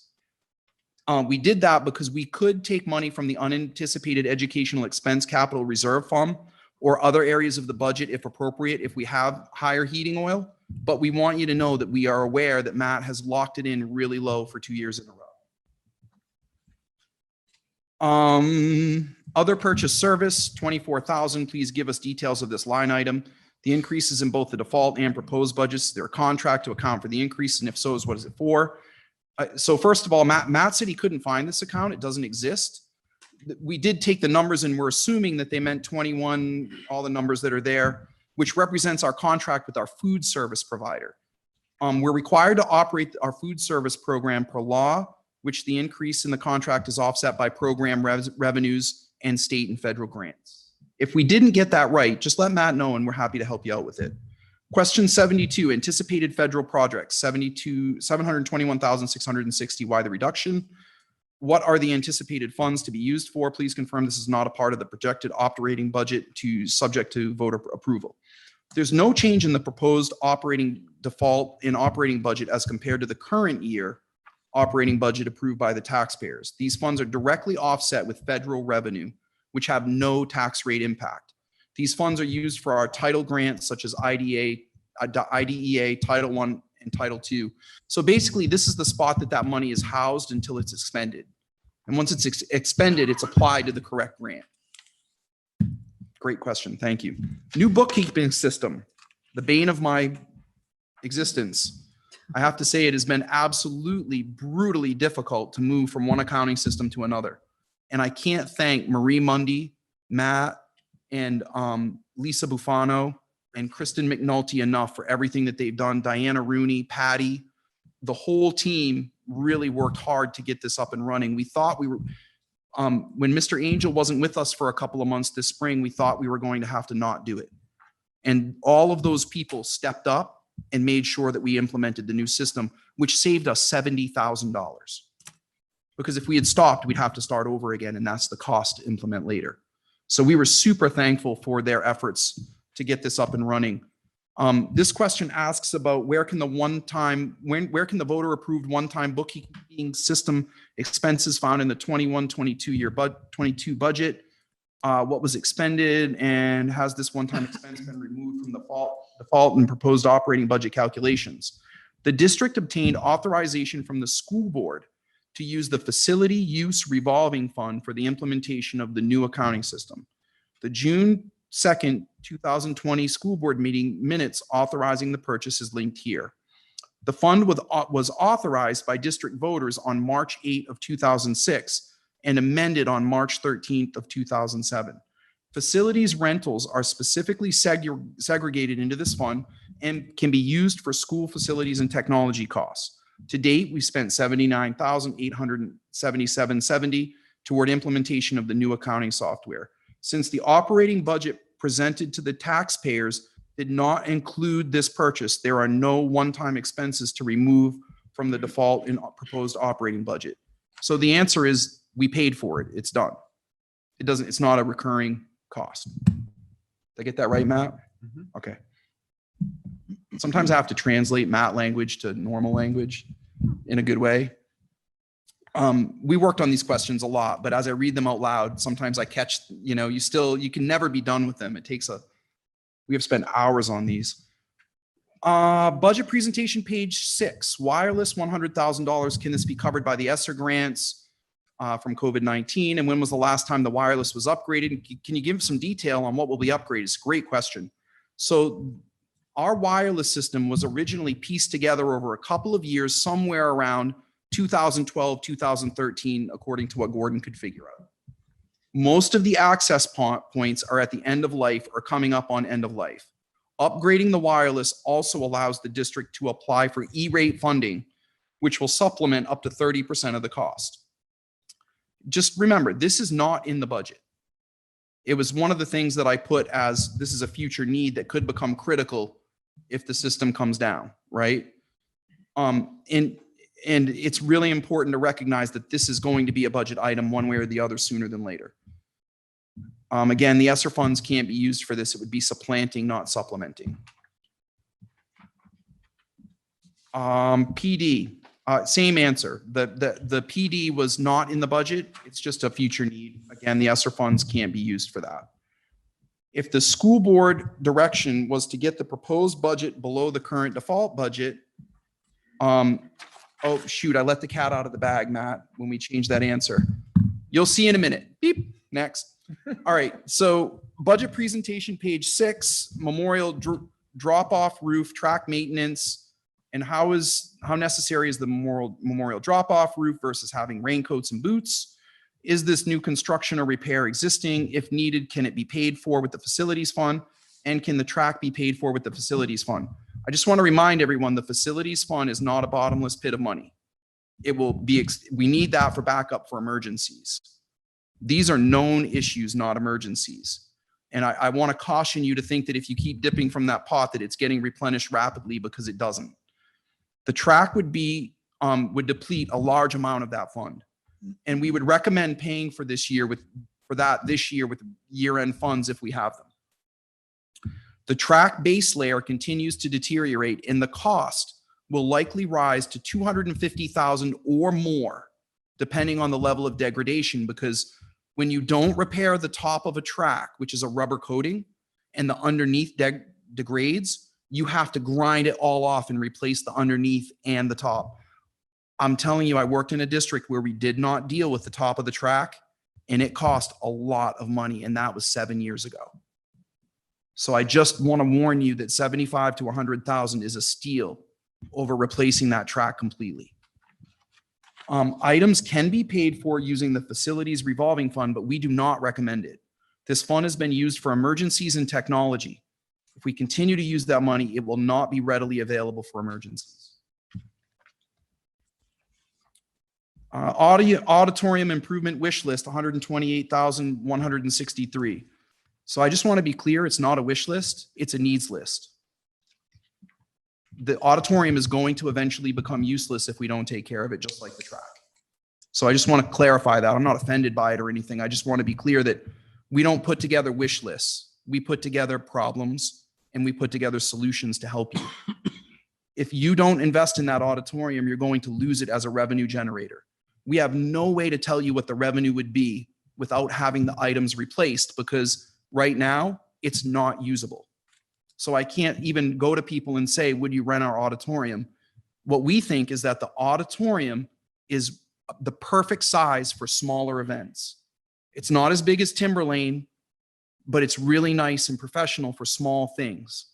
We haven't been renting it because of COVID. It's not allowed right now. But if we don't repair it, it's going to be useless. And it's beautiful. It breaks my heart. It's a gorgeous space. The screen is deteriorating. I can't even tell you how much the cloth costs when it starts to rip and get moth-eaten, the big cloth that closes. I know the high school is relatively new, but your auditorium is 15 years old. At the rate that technology progresses, if we don't continually invest in auditorium technology, we get to where we were with the old middle school. The community needs to invest in its buildings. I urge you to consider this. It's super important. You can read the answer for yourselves. I don't want to belabor it, but I just want to share with you that it is really important to know that it is a whole upgrade. It's the projectors, it's the lights, it's the sound system, it's the projector screen. I don't do PD in our auditorium with my staff. It doesn't work. It doesn't work. It fails. I would rather meet with them in here. I'll meet with the high school staff in here. I'll go to Memorial. I'll go to Bakey. Last time I presented in the auditorium, the screen didn't work. It doesn't do any good. So I can't rent it to anyone when it's like that. And we were talking about this 3 years ago before the pandemic. And then we just dropped it because no one was using it because we weren't here, right? But now it's 3 years older. And technology doesn't just deteriorate with use, it deteriorates with time. It becomes irrelevant. It's also super expensive to run all those non-LED light bulbs, right? Like those light bulbs are super heat generating and draw a lot of electricity. Upgrading it saves money on the cost end as well. So I'm happy to talk with anyone about the auditorium, but the real expert is Mr. Stack. He's worked hard on figuring out what the auditorium needs. So if any of you have questions, please just call him right up and ask him. All right, number 79, mandatory pre-K 150 if passed. Sanborn may have to accommodate mandatory pre-K. Has the district looked at an option using the unrented space at the old middle school, and what are the challenges and cost projections? Please detail expenses to accommodate sixth grade at the middle school, along with challenges and benefits. So that was addressed in my slides. I made a slide for that. It's slide 7. You can just click it and read it. I went through everything. Using the back half of the old middle school is not an option. It would be extremely expensive. We would have to pave an entrance and fire loop. We'd have to create offices. We'd have to hire administration, custodians, remove the old portables, which are absolutely end of life, way past end of life. And we'd have to hire staff to essentially run a small school. It's just not an option. I mean, if you can, millions, 2.5 physical renovations. I mean, it's a lot of money. Annually, 1.5 million would be my estimate. You'd have to have administration, 5 or 6 teachers, heat, electricity. It's a lot to run a building for a small group of people. I just want to remind everyone that the smaller the group of students is, the more expensive it costs to run a facility for them. You have fixed costs. You have heat, electricity, hot water. You have to have specials, art, music, PE, and all the programming for a small school. It's the same staff that you need for a big school. So there's a sweet spot where you have enough students and enough staff ratio where it sits just about right or a little bit above. But when you decline in student enrollments, the cost per pupil goes up dramatically. Running the old middle school, the front half of the old middle school is rented and completely renovated for the SLC. It's not even available. The cost would be astronomical. I put that in my slides. The back half is currently being used for storage, and it needs significant work to be used. There is literally green goo coming off the ceiling that would have to be remediated and figured out. And if anyone would like a tour, we'd be happy to give it to you. So I just want to put this to rest, not because it's upsetting, but because it's a waste of time. Going down that avenue isn't going to help us at all. We decided to close the old middle school and rent it. That's done. We have to figure out how to move forward. The budget at the federal level has not been adopted, but I will say that we have been watching it very closely, and every iteration of that budget has included universal pre-K every single time. So I don't know if it's coming or not now. I'd hoped it would be straightened out by now so that we would have direction, but it's not, and the school board will be discussing this at future meetings. All right, question 80, phone upgrades, 95,000. You state that you're doing phone upgrades this year and that there will be some cost saving. What is the investment and source of funds? Okay, so I'm gonna just quickly hit this because it's not that important because it's not included in the budget, right? The phones they were a need item that will move from important to critical. We are looking at it because some of the phones in the district are really old. And there are safety, operational efficiencies, and cost savings, but the technology department's still in the process of building out that system and what it would look like in cost, and that's why it's not included in the budget. We were giving you a heads up, right, that it might be included in the future. We're trying to not surprise people. That's our goal. Our goal is to be fair and honest and tell you what's coming so that you can prepare for it and refer to old slides. Yeah, we were given a heads up on this. Right? One of the things that I've heard is that people are concerned about transparency. The number one way to eliminate concerns about transparency is to tell people what's coming up in the future. And that's what we've been trying to do. Using the existing infrastructure at the high school, middle school will eliminate a majority of that cost. But the cost for the new system would be around $100,000 investment, which includes vendor label, or the district can look to lease with a $1 buyout. We will be in touch about this more, but it's not currently included in the budget. The greenhouse windows. Just wanted to remind everyone that also is not included in the budget. It's a future item. As stated during the budget presentation, this request is not related to the standalone greenhouse that was built. It's about the classroom that's right up there. There's like a little greenhouse bubble and it's getting old and rotting, and it's going to need to be addressed. It's room 226. I've had the great pleasure of climbing out the science room window and taking a look at that myself. Was actually kind of fun to be on the roof out there, but I don't think I'll do it again. It wasn't the roof, it was the getting in and out of the window. I think I'm getting older. The classroom has a very small extended greenhouse area on that part of the building. It was installed in 2006, and the windows are starting to fail and they're causing water damage to the library. It could move from necessary to critical quickly. We just want everyone to know we got a problem up there. And that is an example of, if we really get stuck, that's where the facilities use revolving fund would be a logical place to go to. Right? So that's why we want to maintain that fund in the future. Question 82, what assumptions have you made for each of the insurance premiums on the 22-23 year? I kind of already went over all that about the 10% and everything, and all the question asked about the past 3 years and what unspent money has been returned, and that money is located right there in the slide. Proof, please list line items that are included in this proof number. That was a proof within a proof to make sure the column balances. It should have been deleted and has been cleaned up. How's that? Did I say it right? All right, proof within a proof. Yeah. Anticipated revenues for 22-23, breakdown of state, federal, and local revenues. Please provide a detailed breakdown of revenue BVA for the past 5 years.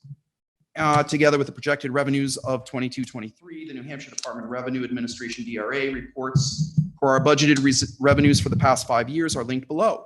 Note the year on top of each DRA form is the calendar year. Everyone catch that? It's the calendar year of the form is filed, and is filed with the DRA in the fall. It does not represent the fiscal year. Okay, it's important. And Matt linked the estimated revenues for FY 2023 right there for you. General, online services. Online access fees. This account was 0 in the current budget, is now $20,680. What is this for? And what new subscriptions are we planning? This is not new subscriptions, but rather improved budget planning and accounting. The current fiscal year's operating budget reports these resources as part of the library online subscriptions account, and the proposed operating budget is reporting them as their own line item with an instruction. The subscriptions are Brain Pop, Waterford, IXL, Success Maker, Capstone, Explore Learning, A to Z, and Seesaw. And just before anyone asks, we have checked with Dr. Haynes, and those are all very important curriculum programs that are used regularly.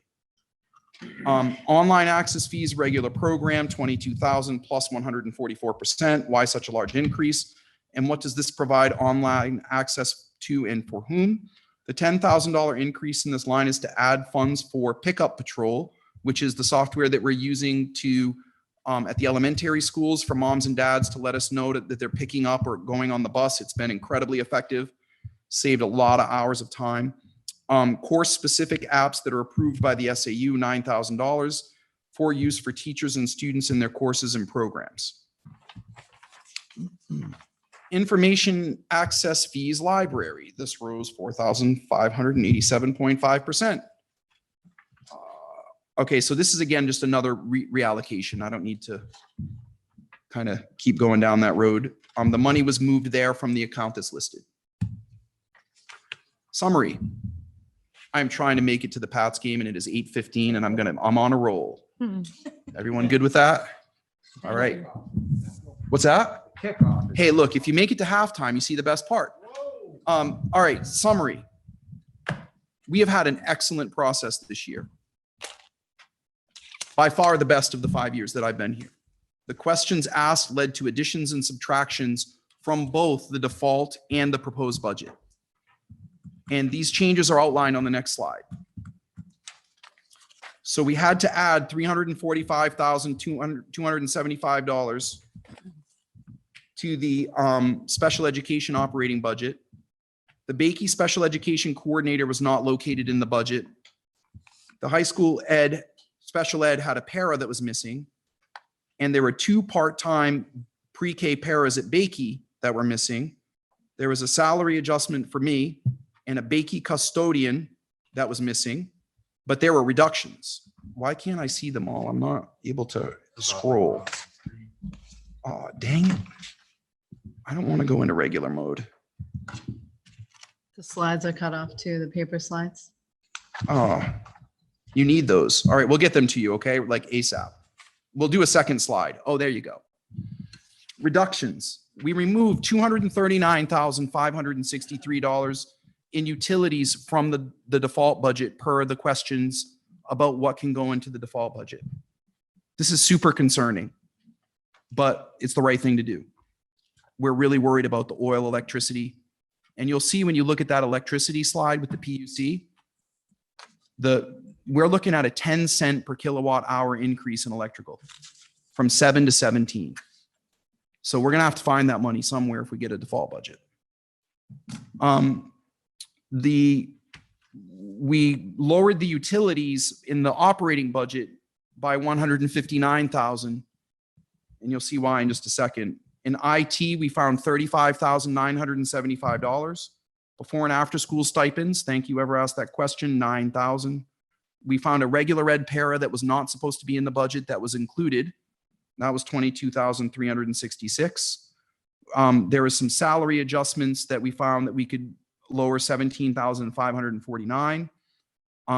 We lowered the health and dental in both budgets by $70,965. And we lowered the Bakey rental equipment that was located in the budget process because of questions by $6,000. Thank you. So what does that mean? It means that our initial presentation for the default budget was $37,036,838 for the default. The revised presentation amount as of this evening is $37,232,635, and that was primarily the special ed positions that had to be added into the default budget. We lowered the operating budget from $37,358,655 to $37,229,463, which is a 0.01% amount below the default budget. It's a lot of hard work went into this. And we really feel good about it. So I always say to Matt, do you really feel good about this? And sometimes he's like, I'm not kind of loving it. And he's pretty honest with me. And he said, yeah, I feel good about this now. So we continue to go through the financial system and crank down the screws on the whole thing and review it. Diana Rooney, Marie Mundy, Lisa Bufanu, Kristen, they sat in a room for 4 hours the other day and literally went through every single position in the district and double checked them again. They've done it 2 times.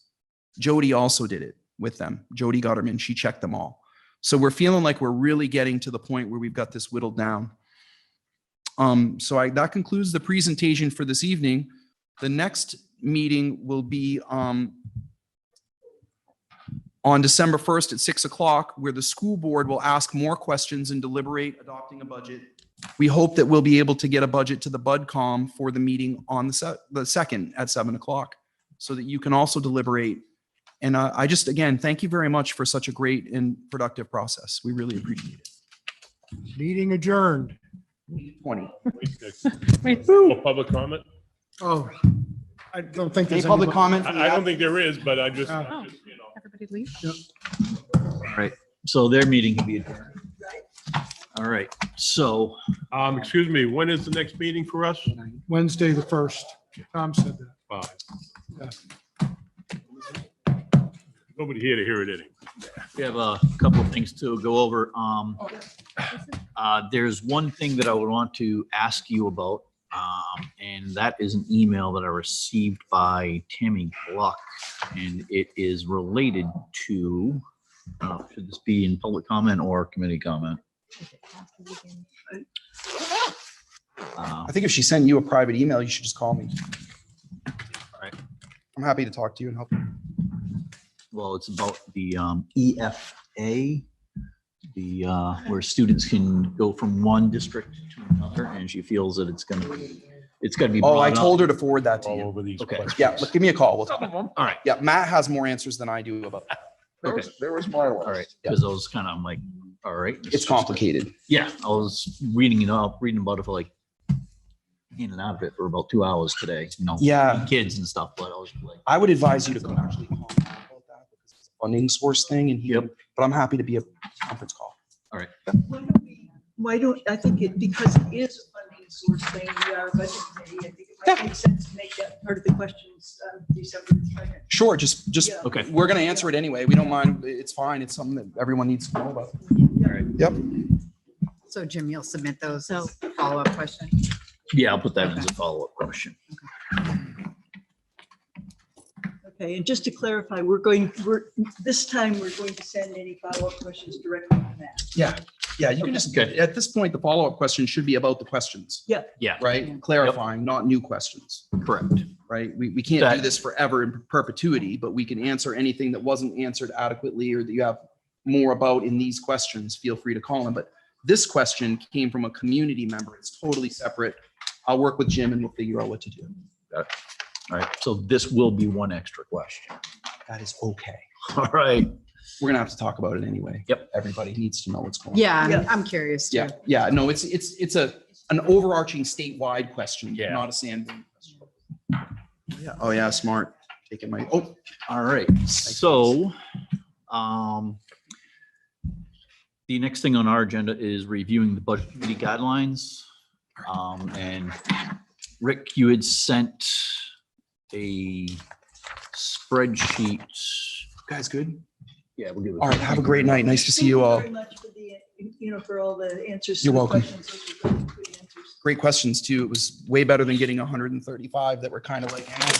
Yeah. We got some good ones that actually helped us move forward. So it's great. Thank you. Thank you. Thank you, Matt. Thank you, Matt. Thank you, guys.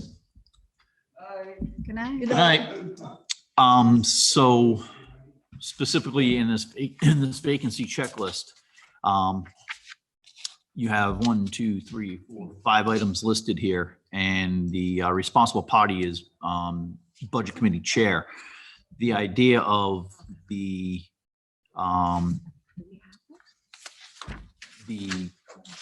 thing you were tasked with was for replacing a budget committee member, the steps that we did for that. And there are members selected for that, and it was a subcommittee, and it would be who is responsible for doing what parts of this, not the budget committee chair, unless I were part of it. So it would be amongst the subcommittee group members. And so meeting, so So the subcommittee group members are responsible for posting it? yes, the chair would turn around and say that obviously we have to replace the member, and the 2 people that remain from that particular town are tasked with. Plus the member at large. Well, yep, plus the member at large, so the 3 together are required to select the replacement. No, I get that. Okay. Talking about posting it. Yep, so posting it would be something that you guys have to decide who's gonna do it. Okay, and a formal public announcement can be made within 7 days, and we can turn around and say that that announcement could actually come from Phyllis or whoever the district's secretary, the assistant to Ambrose is at that time. So it's just getting laid out, the steps of who's gonna be doing what. Is where I want it to go. So I'm gonna mark that up and comment on it I and think you had some. get it other- back to you guys. Okay. Did you make any revisions to the spreadsheet? I made a couple of recommendations. Okay. Okay. I did not see that, but I may have passed right by it. I got it tonight. It was I late, saw an like email. 5:30. Oh, okay. All right. So just send them back to me. All right. Good.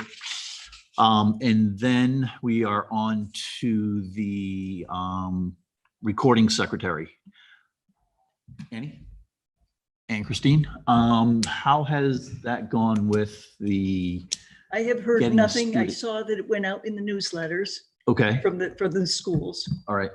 I get a couple of them. So the announcement was there. I assumed that we would have heard if any applicants had come. Mhm. So I think we're, yeah. What happened with the prior applicants that we had? I emailed all of them. I got in contact with two, and one of them looked very promising, had to decline because she has another priority of doing the meeting notes for the town of Exeter. Okay. And it happens to fall on the same night. So we lost that opportunity. And another woman, she never got back to me after the second volley of information. And It's hard to get people to do things these days. So we're trying to get the students, you know, to see if we could do that. That was one thing that I spoke with Matt about it, and I think he emailed you too, didn't he, on that? I don't know if he, but I asked him about what the rules are for hiring a student. oh, yes. And And we, basically, we could only hire somebody 16 and up because they're not allowed to have jobs after 9 o'clock at night if they're younger than that. So, and we meet obviously at night. So if we had anybody 16 and up and we could not do a scholarship program, he suggested the best way to go is to do it with our budget, which accounts for about $20 an hour. And usually it's our meeting, and then, which is an hour to 2 hours. And then about an hour maybe for, doing the minutes from it. So, although I think when Jim and I do minutes, we do them a lot faster than that. But, yeah. So that's basically kind of the status. Is it just went out. The high school newsletter went out on Friday or Sunday. Sunday. So it's just out there. So we'll see what happens. Hopefully we'll get some respondents. Did you want to follow up with counseling? Guidance counselor. oh, the guidance counselor. Yeah, I wasn't suggesting you go for counseling. I didn't know where that was going. Oh, I didn't take it as I need counseling. I know I do. I mean, Heidi, I'm happy to. Yeah, if you I'm going wanna to be in the school tomorrow. I'll probably be going right by the counseling offices. I'll stop in and just ask Heidi. All right. Okay. That's fine. Did it go on the public paper too, or was it just a school? I think I didn't send it in. Did you send it? I didn't send it to public? anywhere. I thought it was being handled internally here because we were looking to employ from within and promote from within, basically, is what the idea is. But And, didn't Phyllis originally do it publicly? yeah, it was Yeah. originally done publicly. So I went through at least a dozen candidates, or at least a dozen applicants, and or at least a whole list that she gave me, and got responses from two that I corresponded with, and this is where we're at now. Well, I just wonder if it makes sense, because that was a while ago that she had done that. So I'm wondering if it makes sense to redo it. You know what I mean? Because I think people's positions have changed. I feel like that was 6 months ago that she originally put it out there. Oh, heck yeah. Yeah. So Yep. I don't know. I mean, it's just a thought, because we had really good responses when she did it publicly.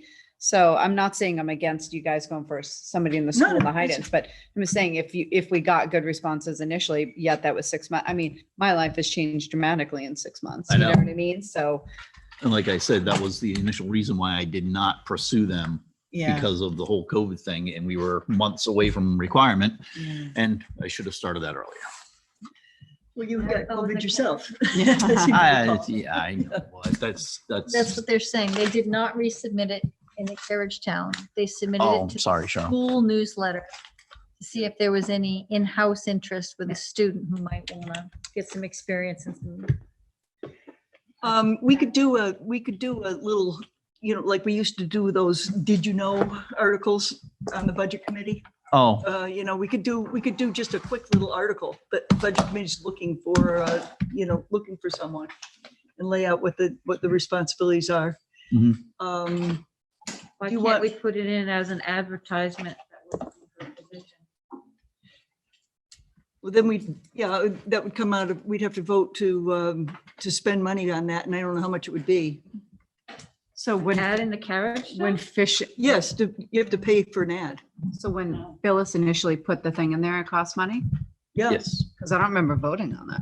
No, I don't think it came out of our budget. I think it came out of district someplace because we didn't vote on it.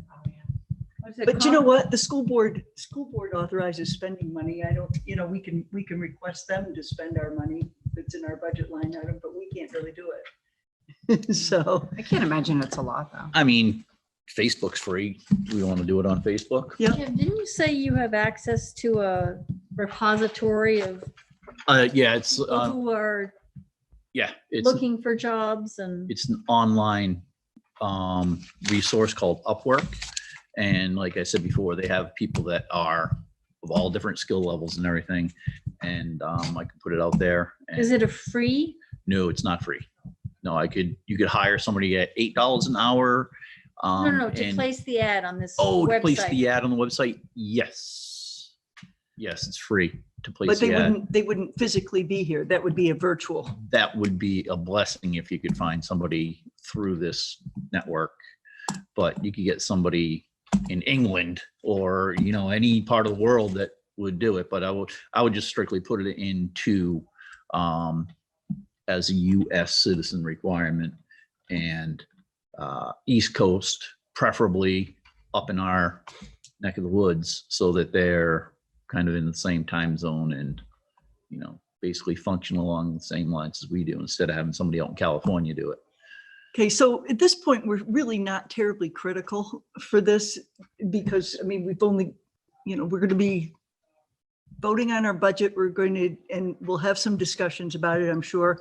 And then we're going to be preparing our presentation. Yep. So it's not like we really have this huge need. I'd really like to let the Get a thing kid. go with the high school kids and Yep. see if we get a response there and see, like we discussed last time, how great it would be to have one of our high school kids. So can we give it a week or so? Yeah. I was just curious to know where we were with that. It just went out in his newsletter on Sunday, right? Sunday night? Yeah, so my only suggestion is, I don't know if can they just send a separate email? Listen, I am a parent. I read 3 newsletters and I miss half of the stuff in those newsletters. You know what I mean? So it will very easily get lost. So I don't know if it makes sense for them to, if they can just send something separately saying, hey, they're looking for a recording secretary. You know what I mean? Like, Okay, let me. if you don't get something from the kids, Yeah, that let would me- be my Yeah, suggestion. let me ask Mr. Stack tomorrow and Heidi and see if we can get some, because I'm Yeah. going to be here. So. Between 2 newsletters and COVID emails. Oh my God. It's, Oh As a my parent, that's what we're God. seeing right now. Yeah. So, I don't think, be honest, I agree. I don't think Yeah. Parents are reading through newsletters. no, we got, And the parents aren't the one who are going to be applying for the job. It's the They're not. student. So Correct. it should go to whoever, like you said, an email directly to the students from guidance or. I've found the guidance counselors really, really helpful in helping to identify people who would be good candidates for various things. We did a scholarship and Heidi helped us, figure out a really good candidate for the scholarship. So you're going to it's talk to wonderful. Heidi? Yeah. We're going to give it another week until our meeting on December the 2nd. And I'm going to talk to Mr. Stack and see if he has some suggestion of a way to send an email to kids. And if we In don't any- get any response, you're going to do your If you want me to do that, yeah, I Your can do the online Upwork. Upwork. Yep. Okay. So they'll be virtual. We'll never meet them, never see them unless they happen to be somebody local. Come in. It's going to be challenging. I was just thinking, it's hard to hear virtually though. Yeah. It's very difficult, you know what I mean, to hear things virtually. So It's better if we could get in Yeah, person. we talked about that last time. All right. right. Public comment. We're gonna do the Oh, I'm minutes. sorry. Are we all set with that? We didn't do the minutes. I think we had the push on the minutes, right? We pushed the minutes out to December 2nd, but we could do that now. Oh, I thought we were gonna do it after the budget presentation. Yeah, we can do it right now if you I want. didn't see anything that you sent as an amendment. Did you send it I just to sent Annie it and to Jim? Annie, yeah, in response to her sending out the. Okay. When did you guys send these? Oh, It's God, I been a sent while. mine out and it was It was, half. it was the day of our last meeting because I didn't see it. It came out, when Because did I'm- we meet last? I mean, October I'm 28th? getting emails, Mhm. but I don't have anything for the midgets, the minutes for the last. It was meeting. October 28th meeting minutes that I had done. Right, but it was our And- last meeting, The last meeting was the 7th. so it was the 7th. Minutes from October 28th. I'm Yeah, looking I at have a gap Annie's from the email 5th through the 9th. for Can you just approval. make sure I'm on there or just forward it to me? Because I don't have the minutes. It Well, was let me- written by Annie on October 7th, just Yeah. before our last meeting. Wait, October 7th? Or I'm sorry, November 7th? 7th. Yeah, I don't have anything. Hmm. I have the 5th and then it jumps to the 9th. All right, so this happened before where not all members were on the SAU 17 BudCom. Now, the last meeting that we had was November 7th, and we could approve those minutes as Phyllis transcribed them. Yes, So I'd like to make a motion that we approve the minutes of November 7th. second. The ones that Phyllis did. Yeah. Yep. Any discussion? Okay, Christine? Yes. Yes. Cheryl? You can just ask for hands because we don't have anybody remote. Oh, all right. Hands for approval of the November 7th minutes. Yep. All right. So what are we gonna do with October 28th? We are gonna, That off to next. yeah, we're gonna get that straightened out and we'll approve those December 2nd with your, When you say straightened out, you're gonna make Well- sure everybody has a copy. yes.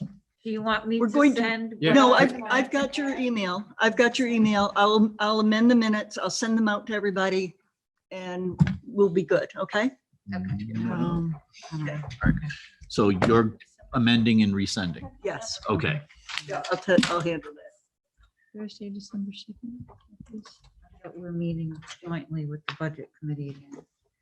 Are we meeting with the school board on December I mean- 1st jointly, or do we have our meeting Thursday, the 2nd? Ours is Thursday, the 2nd, because the first, they go through their deliberation of the budget and they send it over to us. Thank you. Okay. Committee comments. Anyone? I, Oh, she got her hand up. So I wasn't here last year and the superintendent's budget presentation this year, he had two categories that were not in the budget, but what did he call them? But, you know, important. Right. Oh, The yeah, other yeah, yeah. one Critical. Yeah. And then afterwards, in parentheses, it said board choice. So did something go on last year about the board? I think he choosing was talking to about add- using unexpended funds at the end of the year. The board could vote to appropriate funds. Oh, yes. Based on priority and need. He said that in his answers. Right. Yeah. And the That, other thing is that the board could decide to increase the budget, the proposed budget. I mean, they Cover don't, that. we don't know what they're going to send us until That's they what I meet on the thought it first. meant, that the board was going to review those things and they might include it in the budget. Or they might do a warrant article on it. you that's what know? that's what I was taking notes on. I actually wrote down possible warrant articles. Right. Yeah. Because we don't know what they're going to turn around and send to us inclusive of his wish list. That's what he called it last year. So, Yeah, this year But it's a don't call it a needs wish list. list. this year. This year it's a needs list. yes, it's a needs list. So, So like the auditorium stuff. Well, Or the phone system. or I something, want, yeah. as far as the auditorium stuff, I would like to see what they can roll together for the auditorium, the wireless system, and one of the other items that they were talking about. Wireless system's a problem. I'm sorry, what? The wireless system is a problem. That's- What is the wireless That thing is system? dated. What is That Um, was installed in 2012, 2013, that system. Yeah. I'm surprised it's even up. Well, You- that's there that's isn't, true of our whole wireless system in the whole district. Yeah, yeah, yeah, right. there's nothing in your houses right now that are that old as far as Talking about like wireless. routers got and it. stuff? Routers, And the switches and all Oh, that, okay. yeah. Okay. It typically lasts. For years, I mean, 5 years at the most. For years, 3 to 5 is like good, right? Mm. I mean, you push 7, you should be like, yeah, it's awesome. You're and like, we've had this take it to the conversation in bank. past years Yeah. because it's been going on.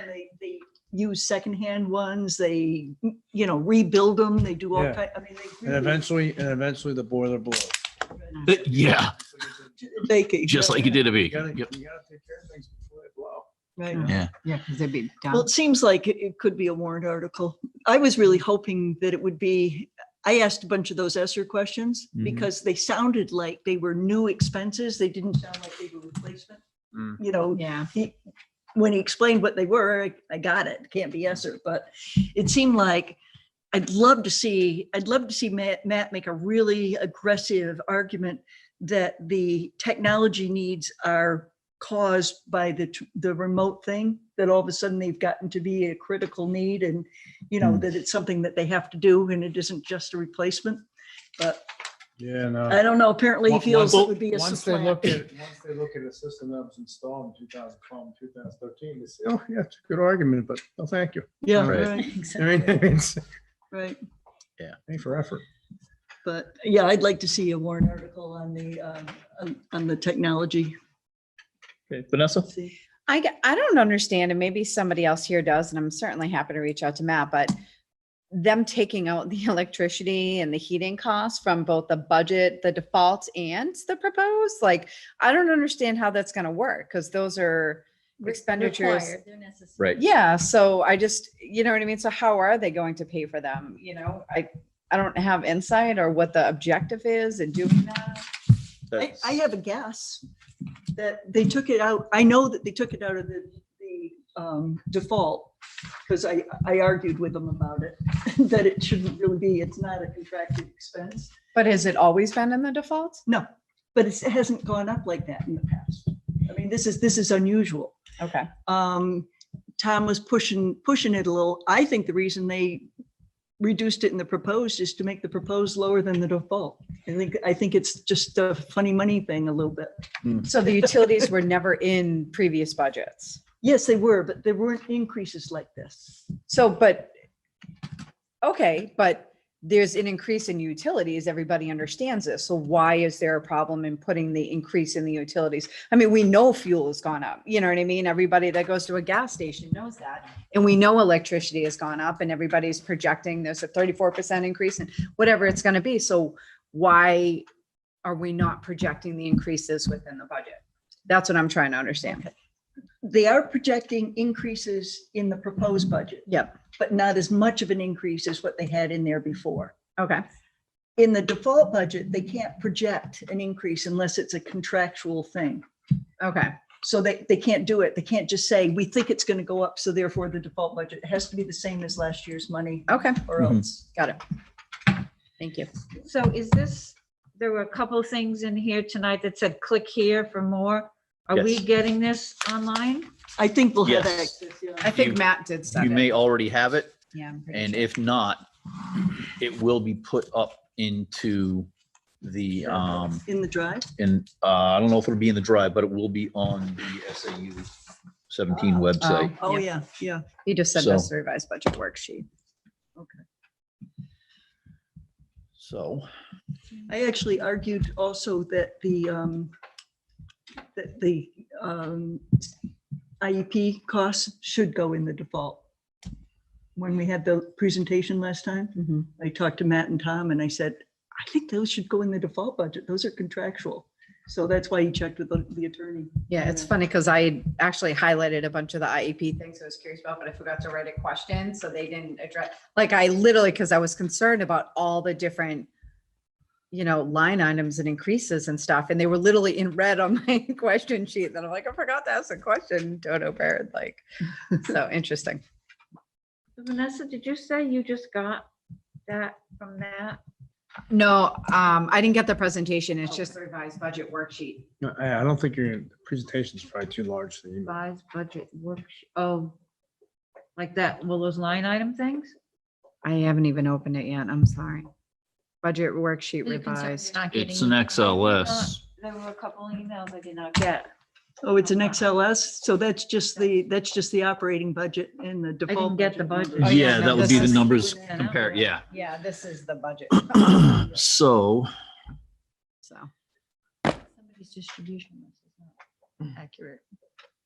Jim, did you Yeah. say there was an issue with the distribution list for the budget committee? Because Cheryl's concerned that she's not getting all of the emails. let's You see. said you'd take care of it. What is the issue? Please. Oh, you didn't get Matt's email? No. Oh, yeah. I didn't get the budget. Well, left. you didn't get two emails. I didn't get two emails, so. Yeah, so that's true. there's, Some sort of problem. when I send an email out, I created my own BudCom group that I've been doing since the first time I was here, from my first year. Because the SAU 17 BudCom email group was incorrect. The first year that I was on the budget committee. So, and every year it had to be corrected. So I don't know. I know I went through it with them this year, but I don't know if it got changed Whose again somehow. distribution list? The SAU has a distribution list they use to communicate with us? Yeah, Yeah. it's called SRDS Budget Committee. Oh, that's what it is. And it SRDS. must be the whole group. Okay. You know Yeah. what I mean? So every year they just have to manually go in and adjust it. But typically when you do that, you have to adjust it on the way my work goes is you have to adjust it on everybody's workstations. You know what I mean? So who should Cheryl and Rick and whoever's not getting emails contact to get that updated? Will you take care of that? I'll take care of that. Yeah, I'll talk to Phyllis tomorrow to make sure that I'm the, getting the vast. The only one I didn't get was the minutes. It's the one, whoever sent that. Which The one? revised. the minutes. revised minutes is what Cheryl sent, but she only sent that to Annie. Yeah. Yeah, I think, and I thought that we would discuss it in the meeting. I wasn't going to revise them and then Oh, send it okay. out. So, you know, Yeah, no worries. but I will now because we've discussed it. So I will revise it and send it out.